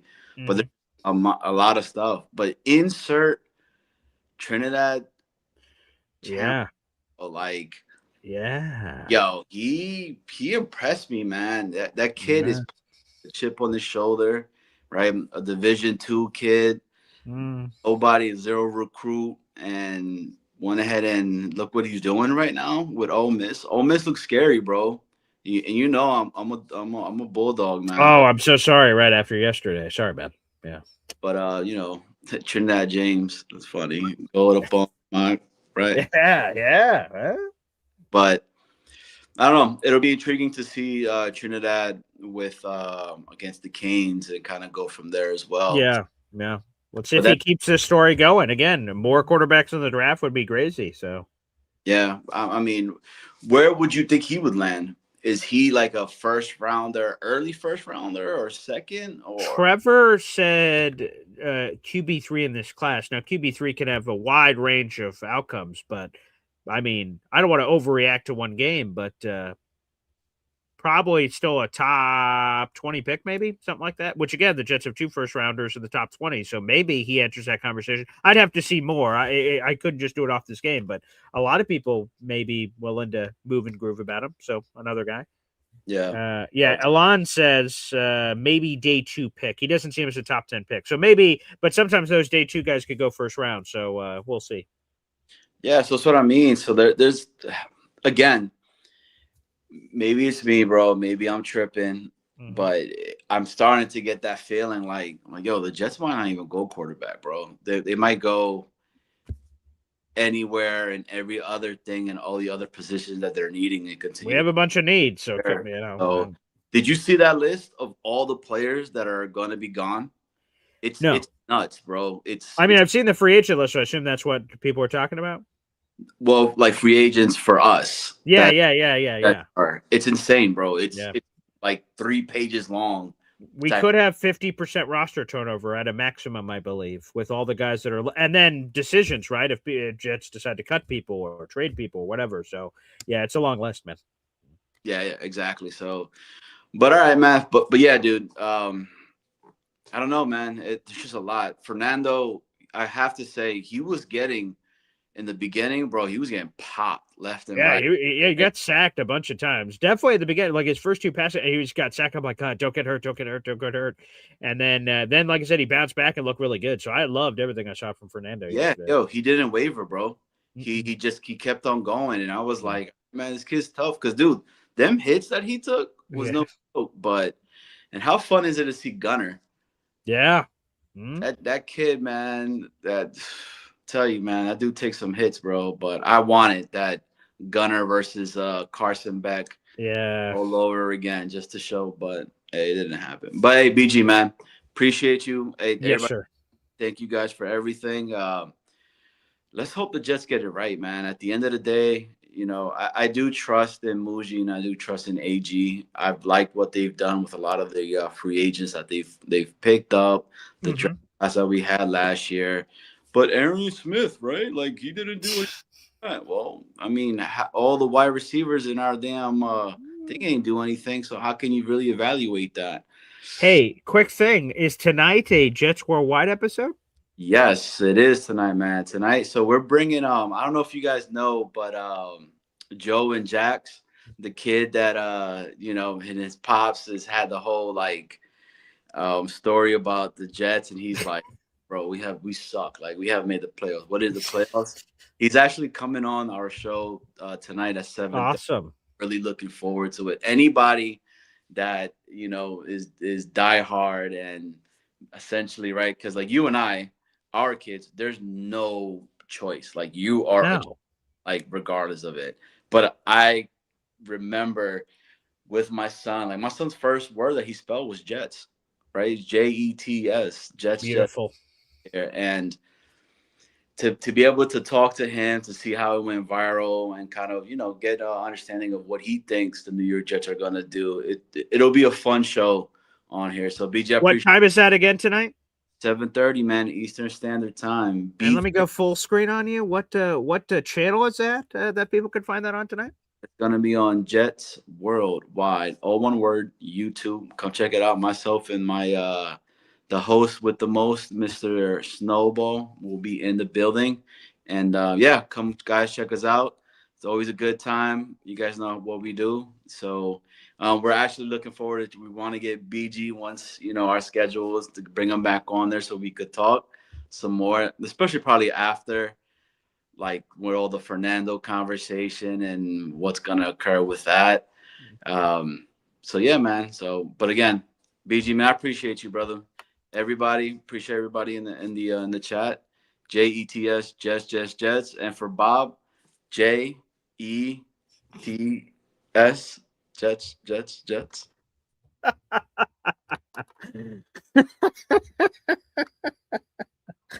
Oh God! All right, come on. Why not? JETS, Jets. Yes. Oh, that gets me every time. Woo! All right, to the 400 people in the room, like the video, hit subscribe. That is hilarious. Yes, Bob Lederer joins us every Friday on the show. That was the author who joined us again over my left shoulder, Beyond Broadway Joe, the team that changed Super Bowl. Let me pull this up. The Super Bowl team, that changed football forever. Here, let me give it a full light here. I'm having a stuttering fest. So, folks, wherever you get your books, go pick it up. Beyond Broadway Joe, the Super Bowl team that changed football forever. Bob Lederer joins us every Friday on the program, folks. Every Friday. He's a real trooper. Unfortunately, today he had some family business to attend to. So again, our thoughts are with the Lederer family. Great that he was able to call into the show. We're getting back to the phone line. Someone just asked a question. I just want to answer that real quick. I thought maybe I started, maybe I didn't. Oh boy, yeah. Craig, by the way, is saying let's go mainstream, Boy Green. Hey now, wow, yeah. I'll have to go back and check that out later. Cool, Boomer and Geo, that's sweet. Someone asked, I can't find your comments about the if we lose a bunch of players, don't we get a bunch of comp? Here it is, Rob. Sorry, Rob, I lost that for a second. I had to get my reading glasses on. We get more comp picks if players leave to free agency, right? You do. So if the Jets lose anybody in free agency this year, this is not a this year thing; it's a next year thing. So if the Jets lose John Simpson, Elijah Vera Tucker, I'm just making it up. The Jets could potentially get a comp pick in 2027. The comp picks for now, the Jets are projected to have 11 picks. That includes a bunch of comp picks. 5th rounder for Morgan Moses, 5th rounder for Hassan Reddick, a couple of 7s. So a whole bunch of picks they're supposed to get. That'll become official in a couple months. And we'll talk about it here on the show when all that treasure chest is official. But yes, that is true, Rob. If the Jets lose people, there's a chance they could get comp picks. Those are not guaranteed. There's a lot of hoopla that gets involved with that, which is hard to explain. But basically, free agents you sign versus free agents you lose, and the money and how things cancel out. That's how it all works. Back to the phone lines. We've got a legend joining us on the program. It is Lou B, Super Jets fan, baby. Good morning, everyone. Happy New Year, man. Yes, loud and clear. So, first of all, Happy New Year to everyone and everyone on this chat. We're all Jet fans. We have the same goal, obviously. My view of after watching yesterday, getting more sick, watching how good Mendoza is, knowing that the Raiders have two choices. Do they go with him, obviously the obvious one, or do they go and get a Jalen Hurts, a Lamar, or somebody in the offseason and say, hey, we could take this opportunity to get 3 first-round draft picks, finish our offense, go out there, get Carnell Tate. There's a lot for them to weigh out, right? But I don't know if that's reality for us. I don't think the Raiders are going to trade us. I'm just being realistic. But the one player that I think would be the most impactful for the Jets right away would be Jeremiah Love. Oh yeah, baby. Okay, so in my mind, you tag Brees and you trade him. He does not want to be here. He does not want to go through. You cannot tell Brees that next year we're going to go win a Super Bowl. He knows we're not, right? So he doesn't want to be here. I think if you could trade back a spot or two, great. Everyone that says you don't trade, you don't do this, and you don't do that, the people that win in life are the people that do what everyone else doesn't, right? So that's just a fact. Jeremiah Love is so explosive. And if someone just hears their name right now, you need to Google this guy and watch him with some of the most incredible runs in college history.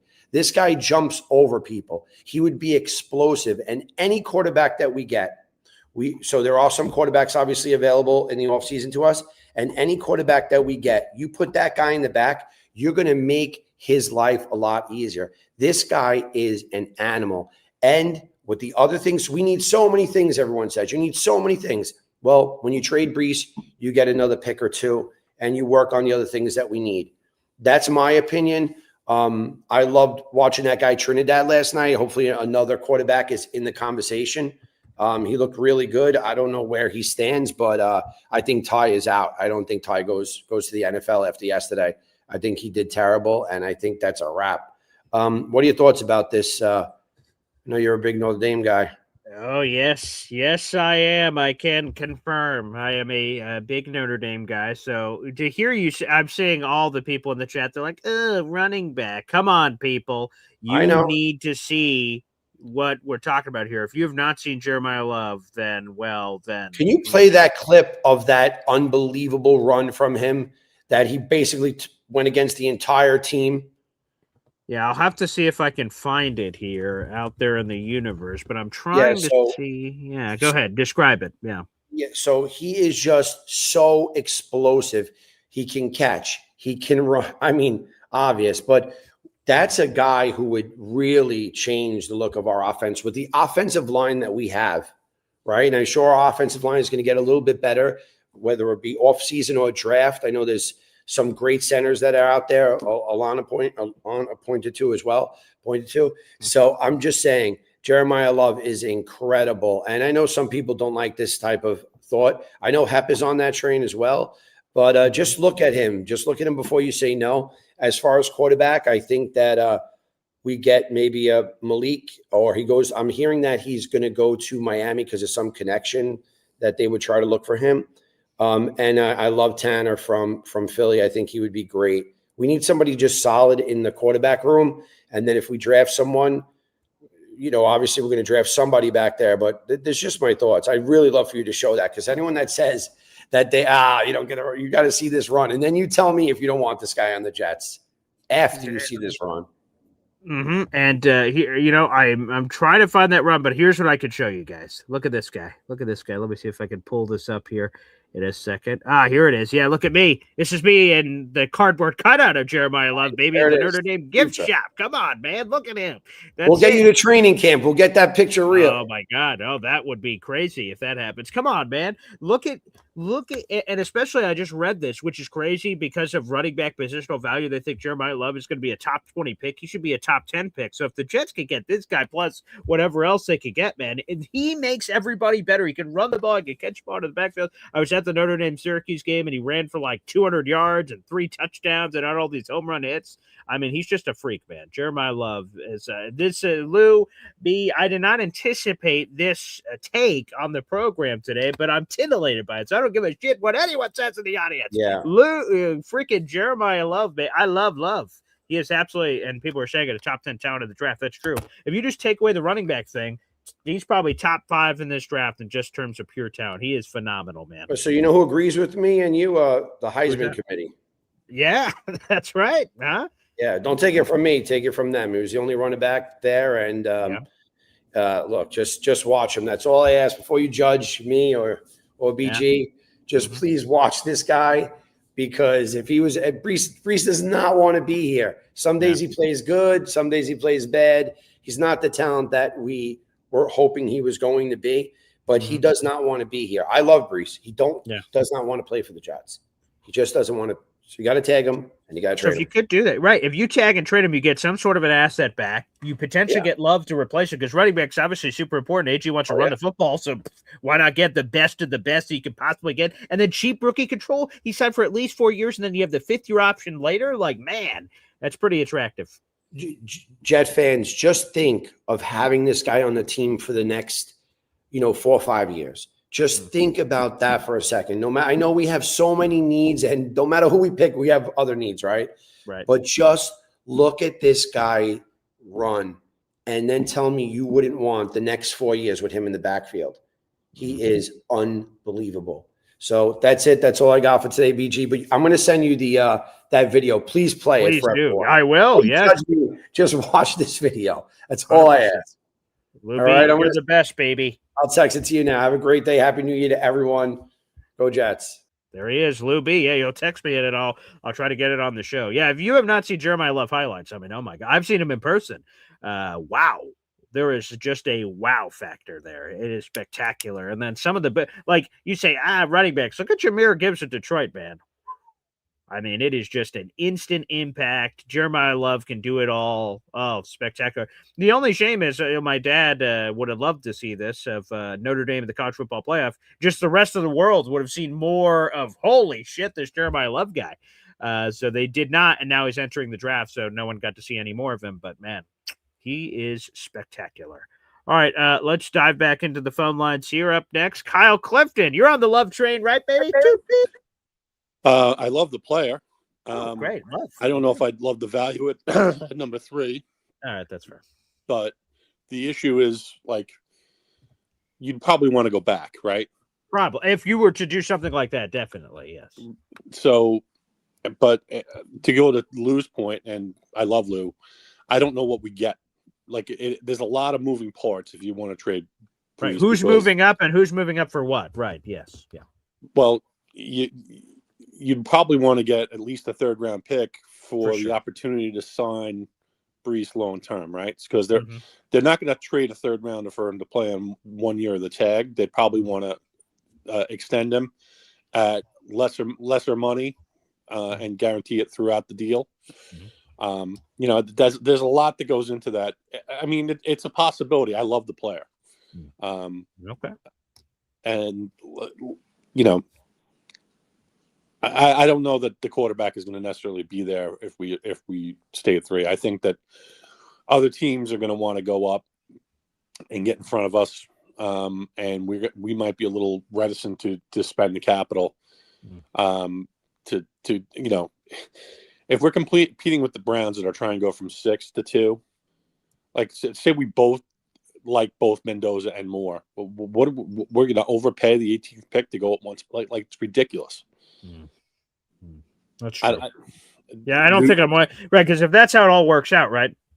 Let's say it is what it is right now. Raiders, Giants, Jets. Raiders aren't going to trade it, so you're fucked there. And then, so now, to your point, there's some more love. Then you're competing with Cleveland, Arizona, and whoever else would be in that conversation. And then because of that, I know from 3 to 2, I'm not giving up 18. Fuck that. Oh. And if that has to be the price, then double fuck that. Like, so be it. If Cleveland's willing to double dip, because we'll see what the Jacksonville pick is, it's going to be in the 20s.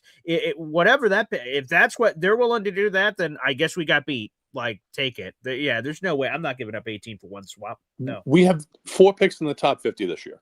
Yep. We have an embarrassment of draft resources next year. We should act like we run things and let it all come to us. That is the quickest way to build the team. Like to bend over backwards to just get a quarterback because, this guy has a high floor or whatever. I'm not with that, man. Especially second choice. Like, again, there's a compelling case to go to one, and then your evaluation staff, hey, look at everybody here, and you get whoever you want. You get your pick of the litter. There's no excuses. You get whatever quarterback. Okay, then if you have to give up 18, it is what it is. That's the price. But again, to get second best, second fiddle, like, you better be because, like, a lot of people have said this, that like the Jets could look at Moore, Mendoza, go, oh, they're perfectly the same player. Flip a coin. We don't give a shit who it is. There's no way that an evaluation for 2 guys is exactly the same. Everyone has to have a preference. There's no way that it's just 50-50. And the Jets would have a preference. And unless you get lucky and your preference happens to fall to 2, I guess that's a different conversation there. But and then that's just what they would say. They'd come up to the draft room after, we got the guy we always wanted. What are you gonna say? We got the second best guy? Well, you're not gonna say that. That's a stupid thing to say, admit publicly. So you would better hope that is the reason why it would come through, that they had that other guy. That's it. And that's before we even get into the coaching problems that are going to continue to dog us until we grow some balls and fire this guy. No. Thanks, Boy Green. Okay, appreciate it. There he is. Kyle Clifton, baby, here on the program. And you notice behind Kyle Clifton was the Jake Asman Show background, which is very nice. We have ESPN New York's finest Jake Asman here on the program, baby. He's sending in a super chat here on the show. Let's go. Wow. Thank you for this, Jake. This is going towards the raffle total for this month, so very much appreciate it. And by the way, for those who missed it, here are some of our raffle prizes this month. We got the new rivalry hat, brand spanking new. We've got a flip coin with the certificate of authenticity for the National Football League this month, all in the raffle. We got a brand new Jets polo right here and all kinds of stuff. So, Jake, thank you very much. But Jake says, what does Glenn do well as a coach? I've heard this question be asked a lot on social media. What does Glenn do well as a coach? I'd say one of the things I really like that Glenn has done is he's been able to reduce the penalties. Over the last 2 years, the Jets were number 1 in the league in most penalties. Now, the middle of the pack. I give Glenn credit for that. So that's a wonderful job there by Glenn. Of course, the special teams love of getting Chris Banjo. That hire has been spectacular. The signings of Austin McNamara, Nick Folk. Nick Folk is interested, and AG has done this a few times, which I like, which is admitting when you're wrong. So the Jets and Aaron Glenn and his defense, whatever you want to call it, they didn't really invest a lot at defensive tackle this offseason. Then before the season, and they saw evidence in training camp, they're like, you know what, we got to call an audible at the line of scrimmage here. These defensive tackles we thought were going to be good stink. We need to make some moves. They trade away Derek Nottie. They bring in Harrison Phillips. They bring in Jawan Briggs. So I like the ability for AG to admit when there's a mistake and then call an audible. He did that at defensive tackle. I love that. you got to give a ton of credit for the Isaiah Williams thing. So Xavier Gibson stinks. A lot of us didn't even think he should have made the roster. They has a critical mistake week 1, and we lose that game. That's a big reason why we lost that game, was that fumble that the Steelers immediately scored a touchdown on at the beginning of the season. And they replace Xavier Gibson with Isaiah Williams from the Cincinnati Bengals practice squad. Isaiah Williams has that horrible week 4 Monday Night Football game against Miami Dolphins. 2 mistakes, fair catching it inside the 5-yard line, and then the fumble on the kickoff where the Dolphins scored a touchdown. We lose that game as well. And he was terrible. AG cuts Isaiah Williams. He has a 1-game sabbatical, and then they bring him back ahead of the London game. And Isaiah Williams has been arguably the best return man in football. So AG having the right temperature of doing the right thing of like ditching Isaiah, cutting him, bringing him back, and being able to nurture whatever he thought was inside Isaiah Williams, and is able to turn it around. And Isaiah Williams is, again, arguably the best returner in football. I give AG a ton of credit for having the right temperature on that from a player development standpoint, realizing the talent was there, saying, hey, he made a mistake, so I'm going to cut him, let him sit at home, and I'm going to bring him back, and we're going to get him on the right page. So I give AG a lot of credit for that. So the Isaiah Williams turnaround, admitting when mistakes have happened. So the flip around at defensive tackle, I give him a ton of credit for. The special teams, again, which is the same thing on Folk, right? So they bring in all these random Caden Davis, Harrison Mevis, the thicker kicker.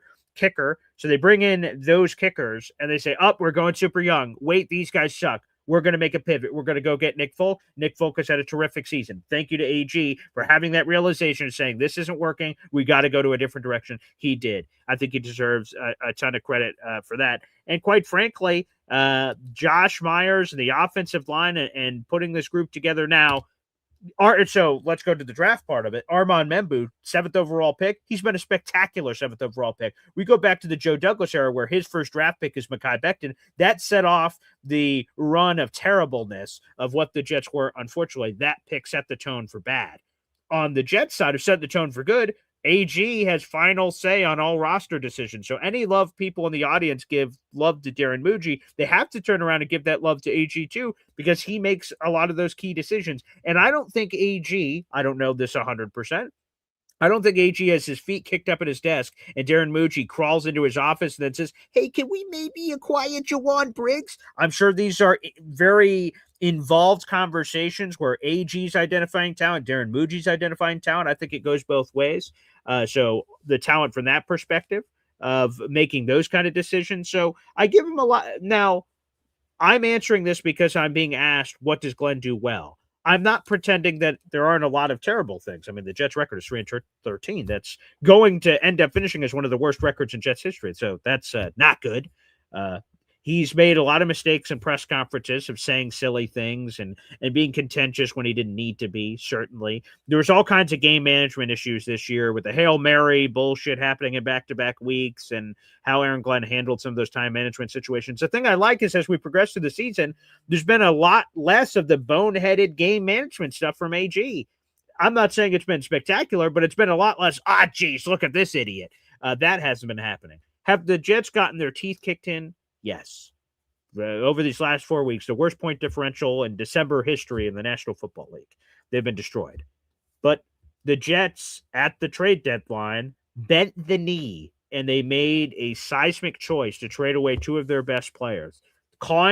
I've seen a lot of people criticize this about AG, saying, they only decided to tank when they were 0-7. Well, why would he tank at the beginning of the season? That doesn't make any sense. So he called another audible at the line of scrimmage. The road was going this way. It's like, we're 0-7. It's very unlikely we're going to be able to flip this season around and go to the playoffs or do anything crazy. The better decision here is to cut our losses, trade talent at their maximum values, which, by the way, I think Sauce and Quinnen went for, and I don't think this is always the case. Normally, when you trade players, I think if you trade them in the offseason when you have maximum time, that's normally when you could get maximum value. But in this particular case, I think you had a desperate Colts team that thought they were a piece or 2 away, and the Jets got the Colts to pay the premium price for Sauce Gardner. I don't know if we get that price in the offseason. Quinnen, the desperation Cowboys, they're drinking their own Kool-Aid. They think they can make a run here. They think Quinnen makes a difference. Both teams are wrong. The Colts did not make a run. They collapsed. And the Cowboys they made a semi-run, but not enough to flip it and didn't make the playoffs. So I thought AG and the Muji team got premium value of making that pivot in the middle of the season. Not a easy thing to do, to trade two of your best players, because inherently losing is going to come on your docket. But being able to get the proper value, because if you make those kind of trades, you better get value. More so on Sauce than Quinnen, because Quinnen didn't want to be there, but like Sauce is your primo franchise pillar building player. You have to get pristine value to trade Sauce. If you trade Sauce for less than pristine value, you get a lot of shit. You get a shit sandwich, because you get a lot less credit for signing him a couple of months ago than trading him if you don't get pristine value, because that does appear to be an offer you couldn't refuse. If it wasn't an offer you couldn't refuse, I think AG catches a lot of crap. So to me, I've seen this. So Jake, I appreciate the super chat coming in. I've seen this question get asked a lot in the universe. I see a lot of people asking. Bob Lederer brought it up. Willie Colon apparently was asked this question. He scratched his head for a while before he couldn't give an answer. And again, I don't want to pretend that AG is like the greatest coach of all time or anywhere near that or anything. He's had a bad year. There's no question. But I think there are things that AG has done that have shown some signs of promise to me. And while there are negatives, his Justin Fields choice, not good. Now, I argue that who was better in the quarterback free agent market or quarterback acquisition market they could have gotten that was better at the time. Hindsight, sure. Justin Fields stunk. I thought it was a worthwhile gamble at the time. So I don't shame Justin or Aaron Glenn for signing Justin Fields. The defensive coordinator choice is sort of the same thing. I don't shame him for the choice. I keep using this terminology, right church, wrong pew. Getting a super experienced guy that had done it forever. He had been basically a defensive coordinator for much of the last 30 years. That made sense on the surface. Sure. Was he one and done 5 straight times and now a 6th straight time? Yes. So it wasn't great, but I like the choice of going in that direction. It just failed miserably. And that blood is on AG's hands. That blood's on his hands. So Justin Fields' blood is on his hands. But I understand the initial decision-making here. So to me, because I've heard this as well, that AG picked Justin Fields and that was terrible. Why should I, as a Jets fan, trust him to pick the next quarterback? Well, picking the next quarterback, he should have a lot better choices than what he had in random free agency in 2025, right? So depending on where the Jets pick in the draft, if there's a chance that there's multiple quarterbacks that are worth taking, this is on the AG scouting, evolution, and development. Let's see how he performs in those waters. So what does Glenn do well as head coach? I think there's a couple of things that encourage me. Again, the penalty reduction is massive. Very nice job. They're middle of the pack now. They were the worst in football before. That's progress. I like that. I like a lot of his hires. Chris Banjo, I like a lot. He did a really nice job there. I think Tanner Engstrand is interesting. I don't think he's a dumpster fire. I don't think he's great, but I think he wasn't terrible.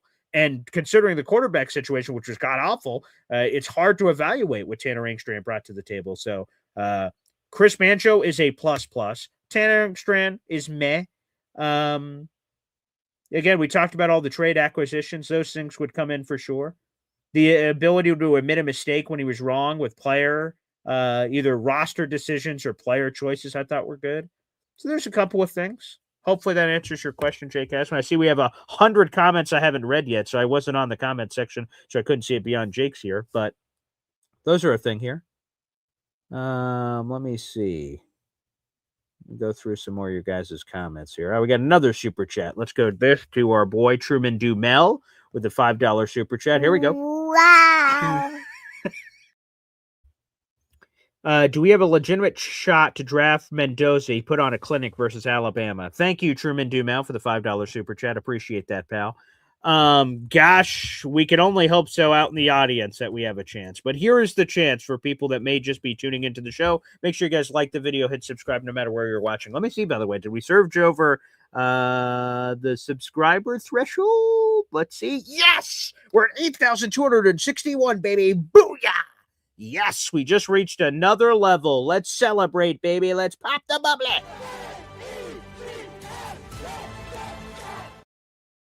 Thank you for everyone who's joined the Boy Green Army, baby. You love to friggin' see it. Let's friggin' go, baby. Let's go. Who wanna fly with the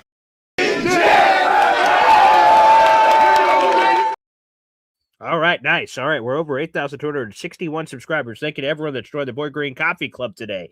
Nice. Or the subscriber group. Either way, appreciate it. Anywho, I got distracted. To get back to your point, Truman Dumel, do we have a legitimate shot? here are the two paths that could have two best case scenario paths. Both of them have some cons to them, but if you just want the Jets to have the highest pick possible, you could get to number 2 with the Giants win against Cowboys, Jets loss against Buffalo. Okay, you could get to 2. 2's better than 3. But if you want a chance to trade up to 1 to get Mendoza to get your point of legitimately drafting him, then you want the Raiders to beat the Chiefs and the Giants to lose to the Cowboys. Then the Giants will go to the number 1 overall pick. Jets can trade from 3 to 1 if they lose to the Bills to get to number 1, beat the Raiders for the thing, and bing, boom, bam, Fernando is our guy.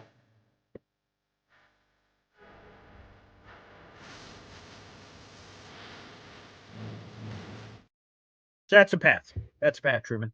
Thank you. You have a raffle ticket for a contest. So that's a path, baby. That's path. I doubt that the Raiders would trade the number 1 overall pick. But to Lou B's point, who called in a few minutes ago, the path would be Raiders get like Lamar Jackson. Tom Brady gets Lamar Jackson. They're like, hey, let's trade the number 1 pick for a ransom and build around Lamar Jackson and trade for him. Who could become available. We'll do a Lamar Jackson Jets episode in the future as a possibility. But that's it. And the Raiders would be willing to trade it. That'd be a high price, of course, but that's another possibility, potentially. True. So thank you. So that's good. Jake Asman says, the Jets went from 31st to 23rd in penalties per me. Is that actually a big deal? Seriously, 100% that's a big deal. 31st to 23rd, that's a massive jump, 100%. So if there's any disagreement with that, well, I guess we're going to agree to disagree. That's a massive jump in penalties for AG.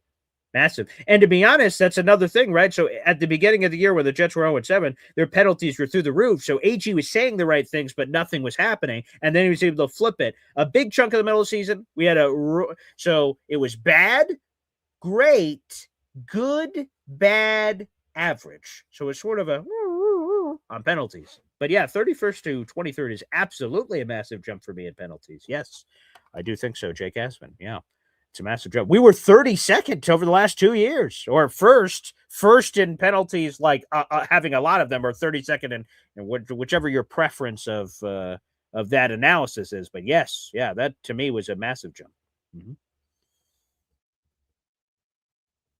Now this is true. This thing Jake's about to say. I don't know if I would have put this on the resume. Let's go back to Jake Asman. When, quote, 0 block field goals, end quote, makes the short list of positives for the Jets season, it tells you everything you need to know about where things actually stand with Aaron Glenn. I can't disagree with that. That was silly to even use that as part of the thing. And now he's put it out into the universe. If the Jets have a block field goal against the Bills, that's just going to be karma, I guess, swinging back. I agree. That one was stupid. I don't know why he said that. I don't know why that was on the list. That's totally fair. It was a silly thing to put on there. Back to Jake Asman. From 31st to 23rd in penalties, and we're supposed to applaud. That's barely moving the needle. Let's not pretend this is real progress. I think to pretend that it's not real progress is pretending. 31st to 23rd is a huge jump. That's an 18 jump. There's 32 teams in the league. That's a 25% jump on my quick math. So that is a serious jump. Again, I want to reiterate that I don't think Aaron Glenn is this perfect coach that hasn't made any mistakes, but we shouldn't ignore the progress he makes. Jake, I know that you are not a fan that the Jets hired Aaron Glenn, and that's fine. There's reasons not to be. Defensive guy, first-year head coach, did not meet qualifications for a lot of people. And there's a lot of people having a narrative out there that they didn't like the Aaron Glenn hire to begin with. And then as data is coming in, see, I was right. Aaron Glenn, he sucked. We shouldn't have hired him, but we have hired him now. Now he is a part of the ethos, and we should criticize him when mistakes are made, but we shouldn't pretend when real progress happens. That's not real progress. 31st to 23rd is a jump in power. Is it as big of a jump as some would have liked down the universe? No. Apparently not. It doesn't satisfy everyone. But 31st to 23rd, that's a nice jump. And I'm not asking you to applaud, but you asked me, what has he done well? Well, penalties. Well, that's not impressive enough. Well, okay, I'm sorry. It doesn't impress enough. I'm so sorry.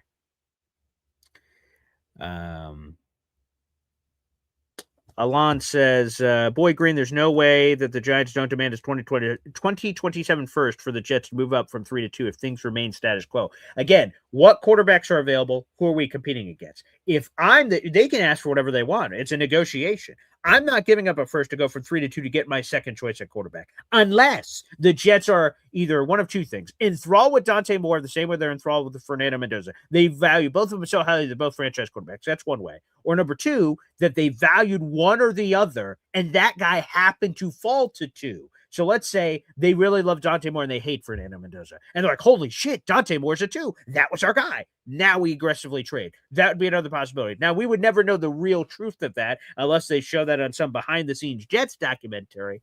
Then I don't know. Luby says, BG, I sent you the video. Please play. All right. I will try to get that off my phone and get that to my internet space here, and I will try to get that here on the program. I don't have the rights to that, but we'll figure it out. We will figure out where I'll be able to get that on the show. So, Luby, hang on tight. I'll try to circle back to that to get that to my phone, to the email. JD Surf City. BG has a long explanation to say nothing. He does nothing well. That's not true. He to say that he does nothing well is untrue. So we could just keep yelling at each other, I guess. But there you go. Still the real AD. A lot of people disagreeing. Paul, you're reaching, but I get it. Firing after 1 year is impatient, but stop reaching. I don't feel like I'm reaching. I feel like I'm saying the things that I believe that he's done well that apparently you guys disagree with, which is cool. I'm totally fine with people having different opinions. So it's totally fine.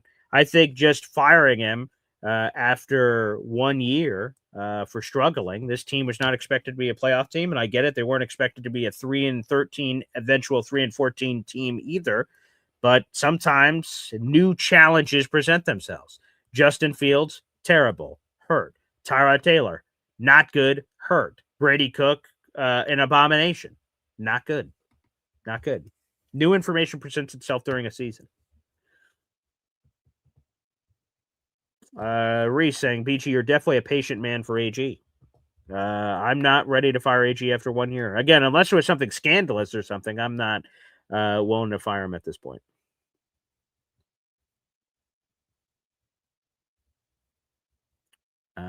JD Surf City says, Myers sucks, BG. Has he been great? No, but they started the same 5 offensive linemen all season. You got to give some level of credit to that to AG, don't you? They're the only team in the NFL that started the same 5 offensive linemen all season.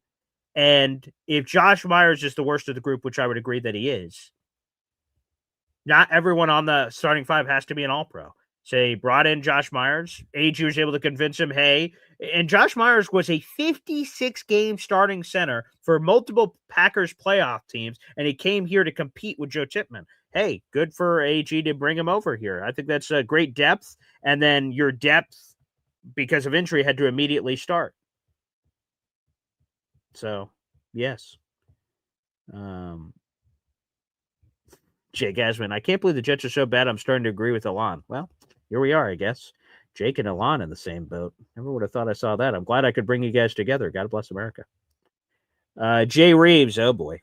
Fire AG. Hashtag fire AG. Where's the Fire Aaron Glenn guy? He's been gone for a while. We had him as a Boy Green Coffee Club member there for a bit. Wow. Thank you, 3 Sibs, for being a member for 15 months on the channel Fire AG. Again, Rich Samini, joined me on the show, and he said that ain't happening. So if you were to believe Rich Samini, which I do, he's covered this team for 4 decades, he ain't getting fired. Jake Ashman saying the 2025 Jets are field goal protection champions. Hey, you gotta put your gold medal somewhere, I suppose. Yep. Let me catch up on all the comments. We'll go back to the phone lines here in just a minute. Let me see. Fire AG. Wow, a lot of Fire AGs in here. Yikes. Okay. There you go. Another member super chat coming through from Jared B. Wow. Jared B, a member for 23 months on the Boy Green Coffee Club. Thank you for 3 Sibs. Hashtag Fire AG. All right, we're getting some buzz there on the Fire AG thing in the comment section. There you have it. All right. Let's keep going here. JD Surf City. BG, the penalty jump is fluky stats. Stats are stats, man. Let's not try to the limited things I say that are positives for AG. Let's not try to destroy those. That's not very nice. M. Villette. How many touchdowns did that improvement generate, BG? I'm not sure. I'm not sure the direct correlation to less penalties. How many more touchdowns did that generate? I don't have that data immediately available. But if you do, M. Villette, please let me know. NC Green, has the jump in penalties been impactful? I would say yes. Clearly it has. Now, is it to wins and all these other things? Obviously not. They have 3 wins. JD Surf City. BG shouldn't pretend he's worthy of a head coaching job. I don't know, man. Peter Castro. BG, Jake is telling you Glenn's got to go, and he's right. I disagree. But I'm happy that Jake has that opinion. I've heard Jake on ESPN New York this week. I've heard him on his show, Jake Asman Show. It's very popular. It should be. I love Jake. He does a wonderful job. I respect the hell out of Jake and all the work that he does. But we could have different opinions on AG's future. Wrong verb. A super chat here. Let's send that through. Wow. That's very specific. What team leads the NFL in penalty yards per game? I don't have that stat. Let me see if I can find it. All right. What NFL team leads the league in penalty yards per game? Google. Okay. The Rams. Okay. So I have them here. This is from team rankings. So it's the Rams. Or wait, let's see here. I don't know if this is right. And penalty. Oh, here it is. Penalty yards per game. If this is right from team rankings, Denver, Jacksonville, Dallas, Giants, Eagles, Bears, Titans, Chiefs, Washington, Houston, Jets. Jets are at 22 right now on that ranking. So 55.1 penalty yards per game. So Jets rank 22. I'm not sure if that's an answer you're looking for, a wrong verb, but that's what the internet says. What team leads the league? If the team that leads the league is Denver, apparently, according to that. But thank you for the super chat. I appreciate that. Wrong verb. Thank you kindly. I'll add that to your total. Very nice. Thank you much. Okay. All right. Let's keep going down here on the tracks. Catching up on all your guys' super chats and comments here. All right. So Denver Broncos is the answer to that question. What is or who are the Denver Broncos? Did I get my Jeopardy answer there right? Oh, another super chat. Good Lord. I got to catch up on all these. All right. NC Green is up next. Here we go. Wow. Baltimore pick Mendoza with a pick from the Raiders. There is no way in hell that part of the ethos is the number 1 overall pick for Lamar. Maybe it is. Maybe I'm going to be lost here, but let me see. How old is Lamar? Let me see here. Lamar Jackson. He is 28, so he turns 29 in a couple of days. A 29-year-old for the number 1 overall pick and more. Oh boy! I mean, maybe I'm off my keister here. I'm not sure the current trade value for Lamar, but damn, the number 1 overall pick. Oof. If I'm Vegas, I probably prefer Fernando, probably. But I guess if that's part of the package, I guess that's what Baltimore would do. Sure, I suppose. Thank you, NC Green, for the super chat here. Thank you kindly. We'll add that to your total.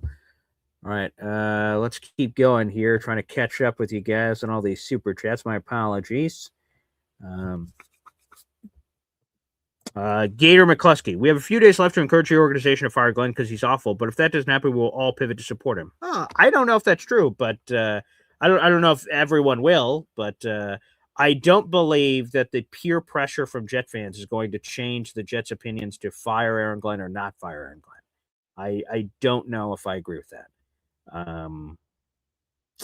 But hey, different strokes, different folks. But I do hope we do have a level of support. I've said this forever about, like, for instance, I keep bringing up this example. 2018, Josh Allen, Wyoming. I didn't want him. I thought, geez, if he can't hit the broadside of a barn in college, how in God's green earth is that going to improve the NFL? No thanks. I said, oh, that's captain bust right there. Obviously, I'm dead wrong. He's the reigning league MVP. I'm an idiot. Probably not the dumbest thing I've ever said, but I've said a lot of dumb stuff, so who knows? Okay? So it's possible. But if the Jets would have drafted Josh Allen, I said this to friends leading up to that draft, I'm like, then you embrace it, man. You embrace it. He's our guy. I'm a Jet fan. I'm not just because I didn't like Josh Allen before the draft isn't going to be like, this Josh Allen guy sucks. I hope his career stinks. No, I'm a Jets fan. I want him to be awesome. So my opinions will pivot on guys like that, and I will change it and hopefully embrace them. And I hope other Jet fans do too. I hope Jet fans just don't, mull on, boy, we kept AG. This is going to be a disaster. Everyone sucks. Like, I hope not. Oh, wow. The Jay Sibbs has created like a run here. Georgie, member for 13 months, says fire AG. Wow. Wow, we keep getting more of this train of fire AG. That is getting a lot of super chats in here. Yoba. All right, okay, we're almost caught up here to everybody. Okay, let me see if I missed anybody else. Okay, I am caught up. Okay, I caught all your super chats. If someone says I missed a super chat, please let me know. I don't want to miss anybody. I think I caught up to everybody. Okay, here we are. Now, back to the phone lines here. We have 400 plus people in the room. Like the video, hit subscribe. Here we go. Philly Noodles. Philly Doodles is up next. Doodles? Good morning, BG. Hey, what's up, man? It's been a crazy show so far. Yeah, pretty intense, huh? What did somebody just say before? They sent you a message saying Jake says you got to fire him, so obviously you got to fire him. That's what Peter. I respect the shit out of Jake, but Jake is now the barometer to whether fans think we fire him or not. I suppose. Well, Jake, I will say this: Jake is an influential guy, and he has the gift of gab, and there are Asmaniacs out there that are influenced by what Jake says, and they should be. Maybe there's some. I don't know how many there are, but there's some Boy Green people. Yeah, what that Boy Green guy says. Yeah, I'm with him. I don't know, but I don't want to make this an Asmaniacs versus Coffee Club thing. If it is, there is, whatever, I guess. But that comment's crazy. Different strokes, different folks. I don't know. For me, I feel like firing AG after the season would be crazy. One, there's no candidate. I've heard no one say candidate where I'm like, oh, obviously that guy. Yeah, fuck this AG guy. Who is that? Yes. So I've heard no one, Jake or anyone in the universe, give me a name that I'm like, yeah, I like the cut of that jib. I'd fire AG this second for whoever this random guy is.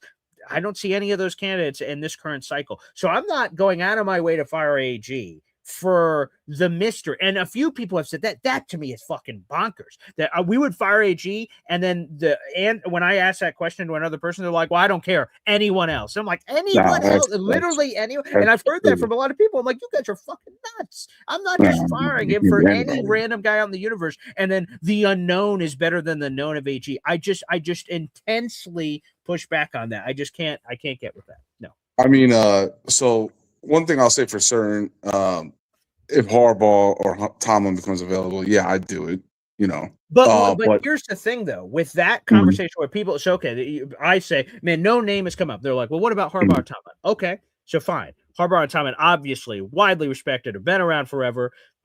Both obviously have Super Bowl rings on their fingers.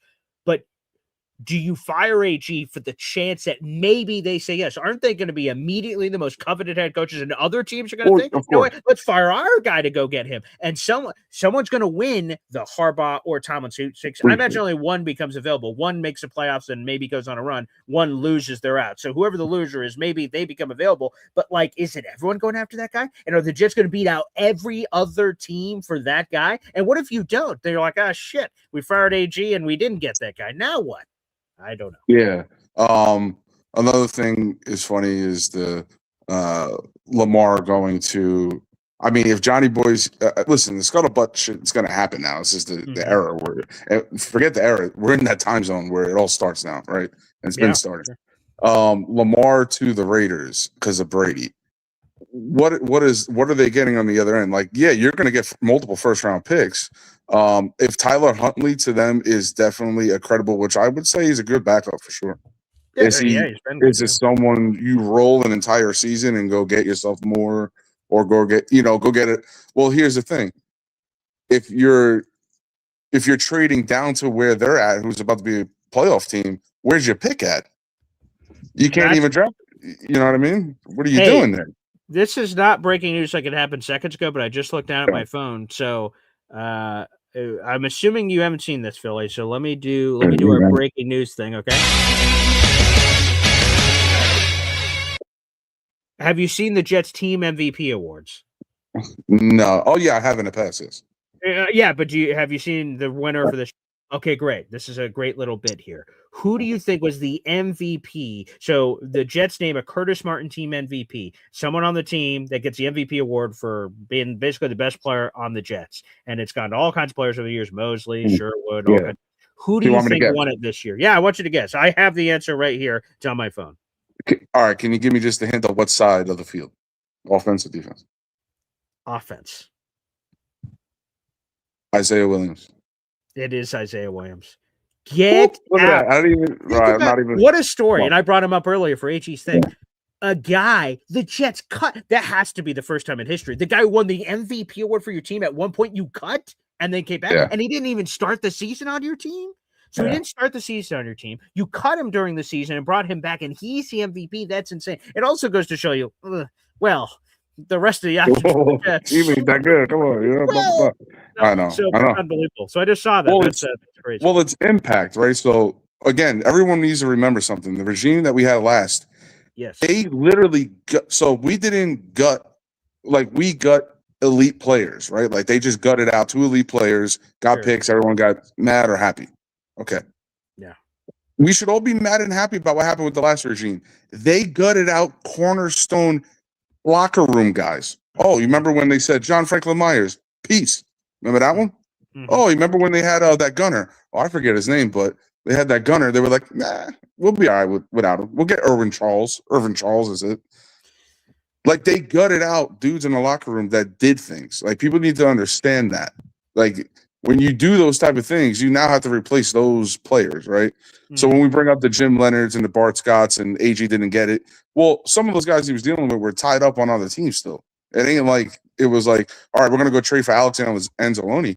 No, man, like that dude's like a dude for them. He's not gonna go anywhere, and now he's a free agent. I doubt he goes anywhere. He'll take a cut in his pay to go back to Detroit. Like, so we have to take into consideration like those things got to get built out. So again, no matter what, to me, sure, I would cut him loose for those 2 guys. If those guys aren't available, you know, and a lot of thing is end the suffering now instead of letting it occur next year if you go to cut him. Well, here's the thing. He took a gamble with the whole regime on getting Justin Field, which obviously did not pan out, did not work. But those other guys that we said that Sean Payton, Vrabel, any guy, D'Amico Ryans, okay, they found the right quarterback. So if somehow, some way they draft the right quarterback to at least show some semblance of, you know, good play, what do we do then? Are we saying he still sucks? You know what I mean? Like, what are we to say then? You know what I mean? You need the quarterback, bro. The fact that the owner said you need the quarterback, he's gonna allow him to get a quarterback like that. Now, if he walks away without a quarterback, this may become very alarming. If they don't even actually draft the quarterback top of the round, because now you're giving him another year on top of going into 3 first-round picks. That would be more okay. We really have to probably fire him mid-season. But if you're going to get him the quarterback, if the quarterback pans out, what are we to say? Mendoza looked like an NFL starting quarterback yesterday. He took hits. He got sacked like 6 times, kept throwing the ball, kept putting the ball on the money, kept scoring touchdowns, got his team into where they needed to be. Like, it's not like someone said he only completed 16 passes. My God, if he threw those 16 passes in one of our games, what would you say?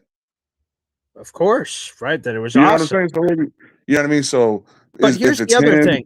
So I just said that there's not a name that I've heard so far that titillates my senses. Jets Worldwide, Snowball said this for a while. Call me crazy, but I can take it. Clint Kubiak would do better than AG. Alon saying, here's the staff. Put Clint Kubiak. Clint Kubiak has never been a head coach before. So you're telling me I'm firing AG. Oh, this guy sucks. But let me tell you, this guy who's never been a head coach before, and he does some fun stuff on offense, that's the guy. I'm just not willing to do it. He's just never done it before. So now I'm going to give up on a first-year guy for another first-year guy, or sort of first-year guy who's finishing the first year for a no-year guy. Like, I'm just not. Sure, we all know his last name. We all know his dad. He's done some fun stuff. But that just suddenly, oh, he's worthy. He's clearly going to be an upgraded head coach. I don't buy that. BG, that's the argument I have when people go, well, look at the other coaches. Like, let's say, I don't know, let's talk about Ben Johnson. He has Caleb Williams. And when people go, Caleb Williams is crap, you cannot tell me you are watching football correctly. There's something wrong with you. If you think that's a bad quarterback, if you think that's a terrible quarterback, there's something wrong with you. If you think Kellen Williams is a bad, terrible quarterback, you know what I'm saying? We had that the Yeah. other day. Yeah. So Ben Johnson walked into that. He's a brand new head coach, but it's the quarterback. Every person we're talking about has Mike Vrabel doesn't go to New England if he's like, oh, you guys got me Josh Rosen over there? Oh, that's great. I'll figure that out. Oh, you guys got me this? Oh, I'll figure that out. No, he has Drake May. He looked good last year. The end of last season, he looked very, very good. Like, it's a good quarterback. It's not like he walked into a bad quarterback room. It's a good and then quarterback. we're getting this. JD Cersei says, BG, Andy Reid was never head coach or OC before, and then he figured it out. Then isn't that the same reason for the people that are saying for AG or anything? Like, they had never done it before. Harbaugh, Tomlin, both of them were never head coach before. They became a head coach, and boom, presto, it worked. So, like, but hold on. Yeah, okay. Hold on, BG. We can argue that immediately. All right. One walked into Ben Roethlisberger, a future Hall of Famer. The other one, come on, like you. What are we talking about? It's the quarterback. That's true. It is the quarterback, bro. It is the quarterback, and we don't have one. I quarterback. mean, if we just want to boil it down to something simple, that is true. It is just the quarterback. Let me see. We got a double super chat here. So it's some Dante Moore love. Sorry for Mahar Khalil. We missed this earlier. So let's play both of these. A double super chat. Wow. Dante Moore can play under pressure. He threw an interception, came back later for a touchdown drive. Yeah, like I said, I like what I saw from Dante Moore. And here's the great news. Okay, so the bad news for Ty Simpson, for those fans, I know we had a lot of Ty Simpson fans in our audience. He didn't look impressive to me. Then he got hurt, and now he's probably going back to school. So he's removed from the ethos. The good news for Dante Moore is that he showed interesting things to me, and his team remains alive. So there's more tape and more game to watch in a huge moment of how he's going to perform next week. So yeah, it's great. For the people that are on the Dante Moore train, that's great. It's great for business. And here's the other super chat, which is it there for Mahar. Appreciate it. Wow. It's good news for the Jet fans to root for as many quarterbacks to kill it as possible in the college football playoff. That gives us more optionality in the draft. So sorry for missing that, Mahar. But yes, Dante Moore, 2-2, baby. 2-2. So imagine, BG, Moore beats Indiana and Mendoza, and he's the number one overall. So that means we get the Heisman that falls into our laps. Like, it does, like either or is a benefit in a sense. So I mean, no matter what, the problem with AG the whole season's been his mouth. He indicted himself at the beginning of the season, the press conference, all the way through the season, the way he handled the media, the way he did everything. It is laying credence to his issues right now. I mean, and also the Fields move. If Fields isn't the guy, they bring in someone else, Daniel Jones, whoever the heck, Minshew, whoever was available. I mean, yeah, Daniel Jones. Everybody's like, how'd that work out for you, Philly? I don't know. 8 wins is still better than 3, so shut up. So, I mean, math is math. That's a good point. Yeah, math is math. That's what I said. Well, 5 is more greater than what we had extra. So carry the 1. Yeah, that's a good point. Yeah, in dues of the, fucking Scientology. Yeah. Listen, it's the quarterback. I mean, he's going to have the opportunity to grab the quarterback. He would have to do it now. And it's not just to save a job. You need it. I mean, what if you're telling me we believe Mac Jones can be had and that's when we start and we're going to the playoffs with this team? I mean, all of it is to say Malik Willis on this team, we may not go to the playoffs. Like, I don't think any of the quarterbacks takes us to the playoffs. So you grab a rookie quarterback, you go through the whatever, you get your veteran. I think Tyrod either stays or doesn't, but it's the quarterback. I mean, period, end of story, is the quarterback. And it sucks that it is it again. Well, right, and it sucks we're in the spin cycle of not being able to do it. Philly, are you a Jeremiah Love guy or are you not a Jeremiah Love guy? Well, you know what? My stance on Brees was trade, and then it's like, well, I guess you have to keep him. I guess Jeremiah Love is great, right? But it's a premium we can't afford. And we punt on quarterback again. This kid better come out and be all worldly for a season. Like, he has to be. It's not, maybe. No, he has to be. So that's you putting a lot of pressure on a rookie running back. Well, let's answer Lou B's super chat. He says he wanted this video played. For anyone out there in the audience that has seen Jeremiah Love or has not seen Jeremiah Love, watch this from Lou B.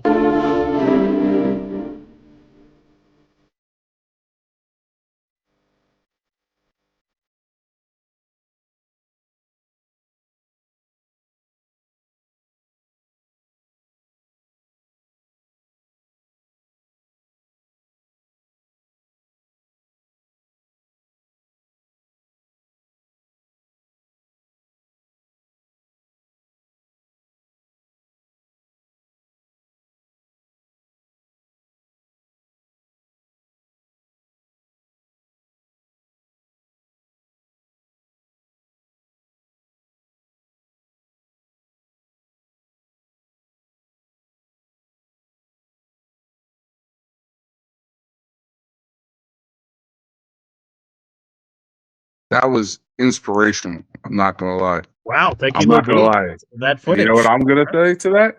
What's Why that? is he wearing a knee brace? I see that. That's the first thing that's alarming to me. I'm gonna be the He's pundit here. Why well, is he wearing a knee brace? he's trying to protect the opponents from his physical body, which would destroy them. So, which makes sense. PG, I'm, I'm out here with that shit right there. Yeah, beautiful Philly Noodles on the love train. Toot toot.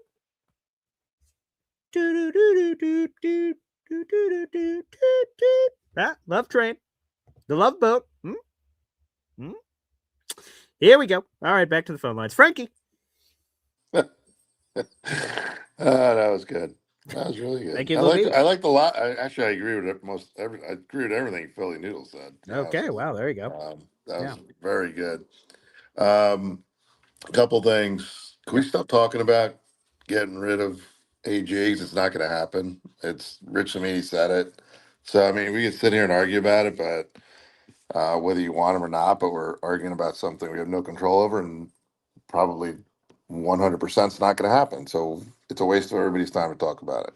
Yeah, I don't mean to be You like can have this. an opinion. I mean, yeah, right, and it's that's a what bit of I'm a saying. waste thing, but I think I'd rather talk about like how do we. I thought that where I'm going with this is the comment. I forgot who said the thing about Jeremiah Love tagging Brees, and Lou I'd B, rather talk about stuff like that going forward now.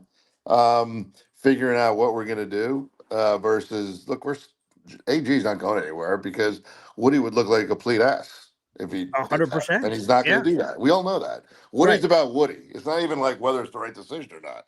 And yeah, I'd love to have Tomlin. I'd love to have all these guys. This is all hypothetical. You're going to fire a coach for somebody you don't even know what the hell you're going to get? No, not going to happen. All right. Right. That's it. That's it. Again, so I don't normally like just to be dismissive of people, but like Rich said, I just asked Rich as bluntly as I could, is there any chance? And he said 0 chance. Like it's not happening. And I'm like, all right, well, you cover the team for 4 decades. If you say it, I'm taking your word for it and say it. Now, if Monday happens and the AG people get what they want and his head's on a pike and they fired him, we're going to talk about that on the show. But to me, let's start focusing on like, okay, AG's going to be here. We can't change that anymore. And the people, by the way, we have a person in the back. Noted. You guys thought AG should have been fired, and if a year from now you were right, then noted. We'll give you those flowers when they happen. Or now that we know that he's sticking, let's see how can he fix it. How can we improve? I don't want to have another shitty season, whether you were an AG person or not, unless you really just want AG gone and you want that to be tanked to happen. I just feel like when people have that kind of destructive, demonstrative opinion that they need it to be right, so they need AG to suck, so they were right. I think that's terrible. I don't know. Right. I agree with you 100%. I think it's a waste of everybody's time to talk about it. But again, that's just my opinion too, and others have theirs. What I do want to ask you about is this whole, right now we're at 3. Odds are we're going to probably stay at 3, I would guess. I would say the Cowboys got to bench their starters. So do the Giants have enough chutzpah to beat the Cowboys backups? Because the Giants, Kafka came out and said, we're playing our starters the full game. No question. I don't think they do though, but maybe happen. right. It So could be maybe bullshit to say at the presser, right? So I if don't that know. happens, we're at 2, correct? Correct. Yep. Okay. So at 2, let's just say that does happen. So we're at 2. Raiders are at 1. Raiders are either going to trade the pick or take Mendoza, most likely.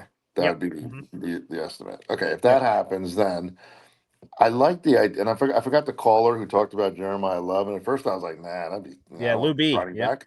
But Lou B made a couple of really good points. Now, I want to add to it. If we traded back, how far back could we? This assumes we get rid of Brees Hall and of course, right, and get whatever we get for him.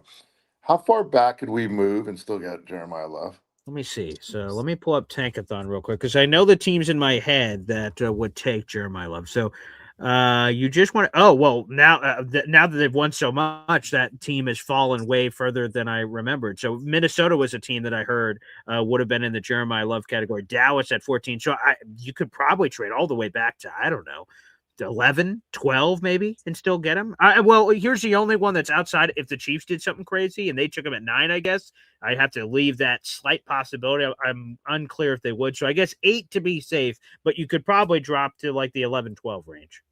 And is it a realistic possibility that somebody would want to come up and trade in that range, in those teams that would want the number 2 pick to get Yeah, is that realistic in your opinion? That's another good follow-up.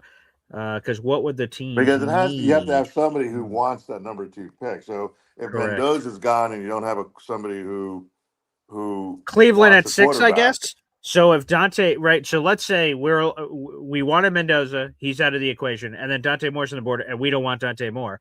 Cleveland or Arizona, the teams in the back half of the top 10 that are desperate and they're moving up for a quarterback, those are the teams to take advantage of. If they think he's a guy, great. We did an evaluation. We don't think he's a guy. I guess that's the range to go. And then you go Love and you get the assets that you're able to pick up and add to your pile.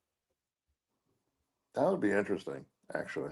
Yeah, I hadn't thought about it till today, till Lou B and you pairing these things together. I had never thought about it. Yeah, I hadn't either. And then, I mean, I thought about trading back. It's obvious. When we were at like 4 or 5, whatever, I said, yeah, trade back, get more assets. But I never thought about trading number 2, and not taking Dante Moore, right? Because I do think Mendoza is going to go number 1. Yeah, it seems very likely. Yeah.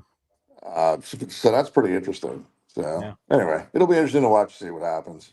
Yeah. Let's see. Oh, by the way, it was great Yes, sir. seeing. I've been on the show a couple times now. Yeah, right. It was Yeah. great seeing Johnny on there. Oh, So, thank goodness. You look great, man. Yeah. Hopefully 2026 is great for him. So We can only hope. good. Thanks, Frankie. Happy New Year, buddy. There he is. Frankie joining us here on the program. Appreciate it. Yes, it's good to see Johnny Boy on his feet. There was a really scary situation. Boy Green Coffee Club is like nobody else's business. We're always there for him. So big ups to Johnny Boy. Thank God he is okay. All right, we'll take another caller or two before we wrap up the show. 400 plus people in the room. Like the video. That's a free way to contribute. And there are 150 people of the 400 plus here on the show. They're on YouTube. Thank you. Like that video, folks. And hit subscribe if you haven't. We just passed live on the show 8,260 subscribers, baby. So we're keep climbing every piece. Let's go. Up next, all right, let's go to a candidate for this coaching staff, the Easy OC. What's up, Easy? Hey, how you doing? Good morning. Happy New Year. Yes, Happy New Year to you. So I have a scenario which might appease everybody. Yep. Okay, the people that want AG fired, it's not because they don't like him. Sure. Or they don't respect him. It's because they don't trust him. They don't trust that he's A, going to pick the right guy at quarterback, and B, provide the right coaching to coach the kid up to make it in the league. So it's a twofold thing. That's why people are saying, get rid of him, get an offensive guy, and let him do the pick. Well, there is a second scenario which could possibly work. Okay. Here's the second scenario. I think I mentioned it earlier. All right. This year is going to be a wash. So what we could do is try to build a team with a free agent quarterback. Okay. And go draft picks to build a team, maybe trade back a little bit, add more assets to next year. Okay. Mm-hmm. If AG shows that this team is even competent, okay, because now we don't trust him because things got worse. So if AG wants the privilege, and I mean it's a privilege, to continue to be one of the 32 head coaches in the NFL, and be able to pick his guy, he needs to, after this year, he has not earned it. The only thing he might have earned is the fact that he was doing a tear down, and now he has an opportunity to get his people. But he's understanding that he's already made 3 major mistakes. So he's on, I'm not thinking Woody's going to fire him, but I definitely think he's on Woody's shit list. I hope he is. If I loved AG and I was the owner and he went 3-13, he would be on my shit list. I would be like, perfectly according to plan. Okay. I hope he's on his shit list. So here's my scenario. Okay. With these picks that we have now, we trade back a little bit and do what that other guy said about try to get a running back, package Brees and something, build it up, try to get even more capital for next year. Okay. Unbeatable capital for next year, because next year's draft, not this year, not the 2026, we have $100 million in cap space, but for 2027, I think you said we have closer to $200 million in cap space. Over 200. We're at $212 million right now. Okay, so Yeah. let him try to redeem himself in 2026. Let him try to win 6 or 7 games. See what he can do. At least look fucking competent where we're not getting blown out by 25 points a game. Mm-hmm. I want to see, even if we have a losing schedule, I want to see every game within 1 or 1.5 scores, within no more than like 10, 11 points. I get what you're saying. Yeah. Okay. I want to see competitive football. If he could provide at least 5 or 6 wins and play competitive football every game and maybe even be a spoiler and play good, yeah, now he'll have maybe 4 or 5 first-round picks next year, and we'll give him the rest of the keys to the house. All right. But if he can't prove, but I don't want him picking this guy this year, and then laying an egg in the next season, and then we have to go back to square one. Yeah, no, and I agree. All those picks again. Right. So that would be my thing. Try to build the team this year. Okay. With what you got at free agency. Right. Try to continue to build draft capital for next year's draft. Okay. If he earns it, then I have confidence in letting him try. If he doesn't earn it, then we bring in somebody else. That was the most complete, easy take I've ever heard, and it's incredibly compelling. Build the team around. AG comes back. Hey, here's the team, AG. Be competitive, and in the ways that EC said to be competitive, win games / lose games by a score and a half. No, all these blowout losses we're having this year were 4 games in a row by 20+ points. And then if he does that, maybe that wins a lot of people back. Hey, this guy's the right guy for the job. If not, then you're like, oh, well, we fire him and get somebody else to run the ship for the 3+ first-round picks you could have in 2027. Not bad. And by the way, Lou B is really excited about all the people, by the way, that have jumped on the love train. Toot, toot. There you go, Lou B. You're converting people. There it is. More people coming on that love train. There you go, Lou B. Here you go. Fun show, everybody. I'm going to be honest. I told my fiance last night, I'm like, I don't think the Boy Green Daily tomorrow is going to be long. I mean, we're not going to have our normal love, the normal co-hosting with Bob. I'm all by myself. I'm like, I don't know. I don't think it's going to be long. But 2.5 hours later, here we are. Thank you to Jake Asman for interacting, all the Asmaniacs in the chat who hopped on over for some hearty debates. Appreciate you guys. we have 500 people in the room, but again, 89 likes, but over 150 people in the room on YouTube. Guys, make sure you like that video on the way out. That helps get this Jet show in front of other Jet fans out in the universe. By the way, super humbling. That's cool for Bob Lederer to say that. They were quoting Boy Green Daily. Can you guys believe that? I just was like, my jaw dropped. They were quoting Boy Green Daily on Boomer and Geo. Man, that's super cool. That is a pinch me kind of thing. That is awesome. Hey, Paul, you want to say hi to the people real quick? Come here, pal. Yeah, come on. Want to say hello? Come here. Yeah. Yeah. You go, buddy. There you go. Want to say hi to the people real quick before we sign off? Yep, you just threw a shoe. All right. You want to say hi? Or you just want your Bobo? Oh, you want to roar real quick? Rah! Yeah? All right, Polly. Well, for Paul Jr. and Paul the Third, baby, Boy Green Coffee Club signing off. That is sweet. You want to say bye to everybody? Or a high five? Don't embarrass me, son. Come on, high five. Yeah, there we go. All right. I feel slightly better about it. All right. Well, on behalf of PE3, Boy Green, the Esden Zone, we're out, everybody. Thank you so much for tuning in. We'll have our NFL pick segment coming on in a little bit. If you're on the MC Show digital channel, I'll also be in the collab section as well on my YouTube channel as we pick every NFL game against the spread. Before we sign off, I just want to give a shout out to the massive level of activity from you guys. Whoops. Thank you. That super chat did come in earlier. I'm operating with one hand now. Jared B gifting a membership. NC Green super chat. Mahar Khalil multiple super chats. NC Green super chat. Jake Asman super chat. Truman Dumel. Lou B super Jets fan. Wrong Verb. NC Green again. All the super chat shout outs from Georgie and Free Sibs and Jared B and so many others. Thank you guys for tuning in.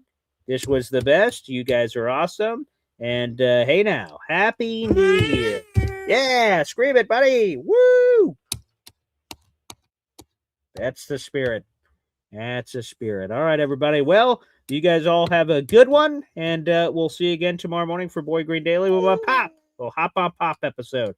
Thanks everybody for tuning in, and take care. And remember, JETS, Jets, Jets.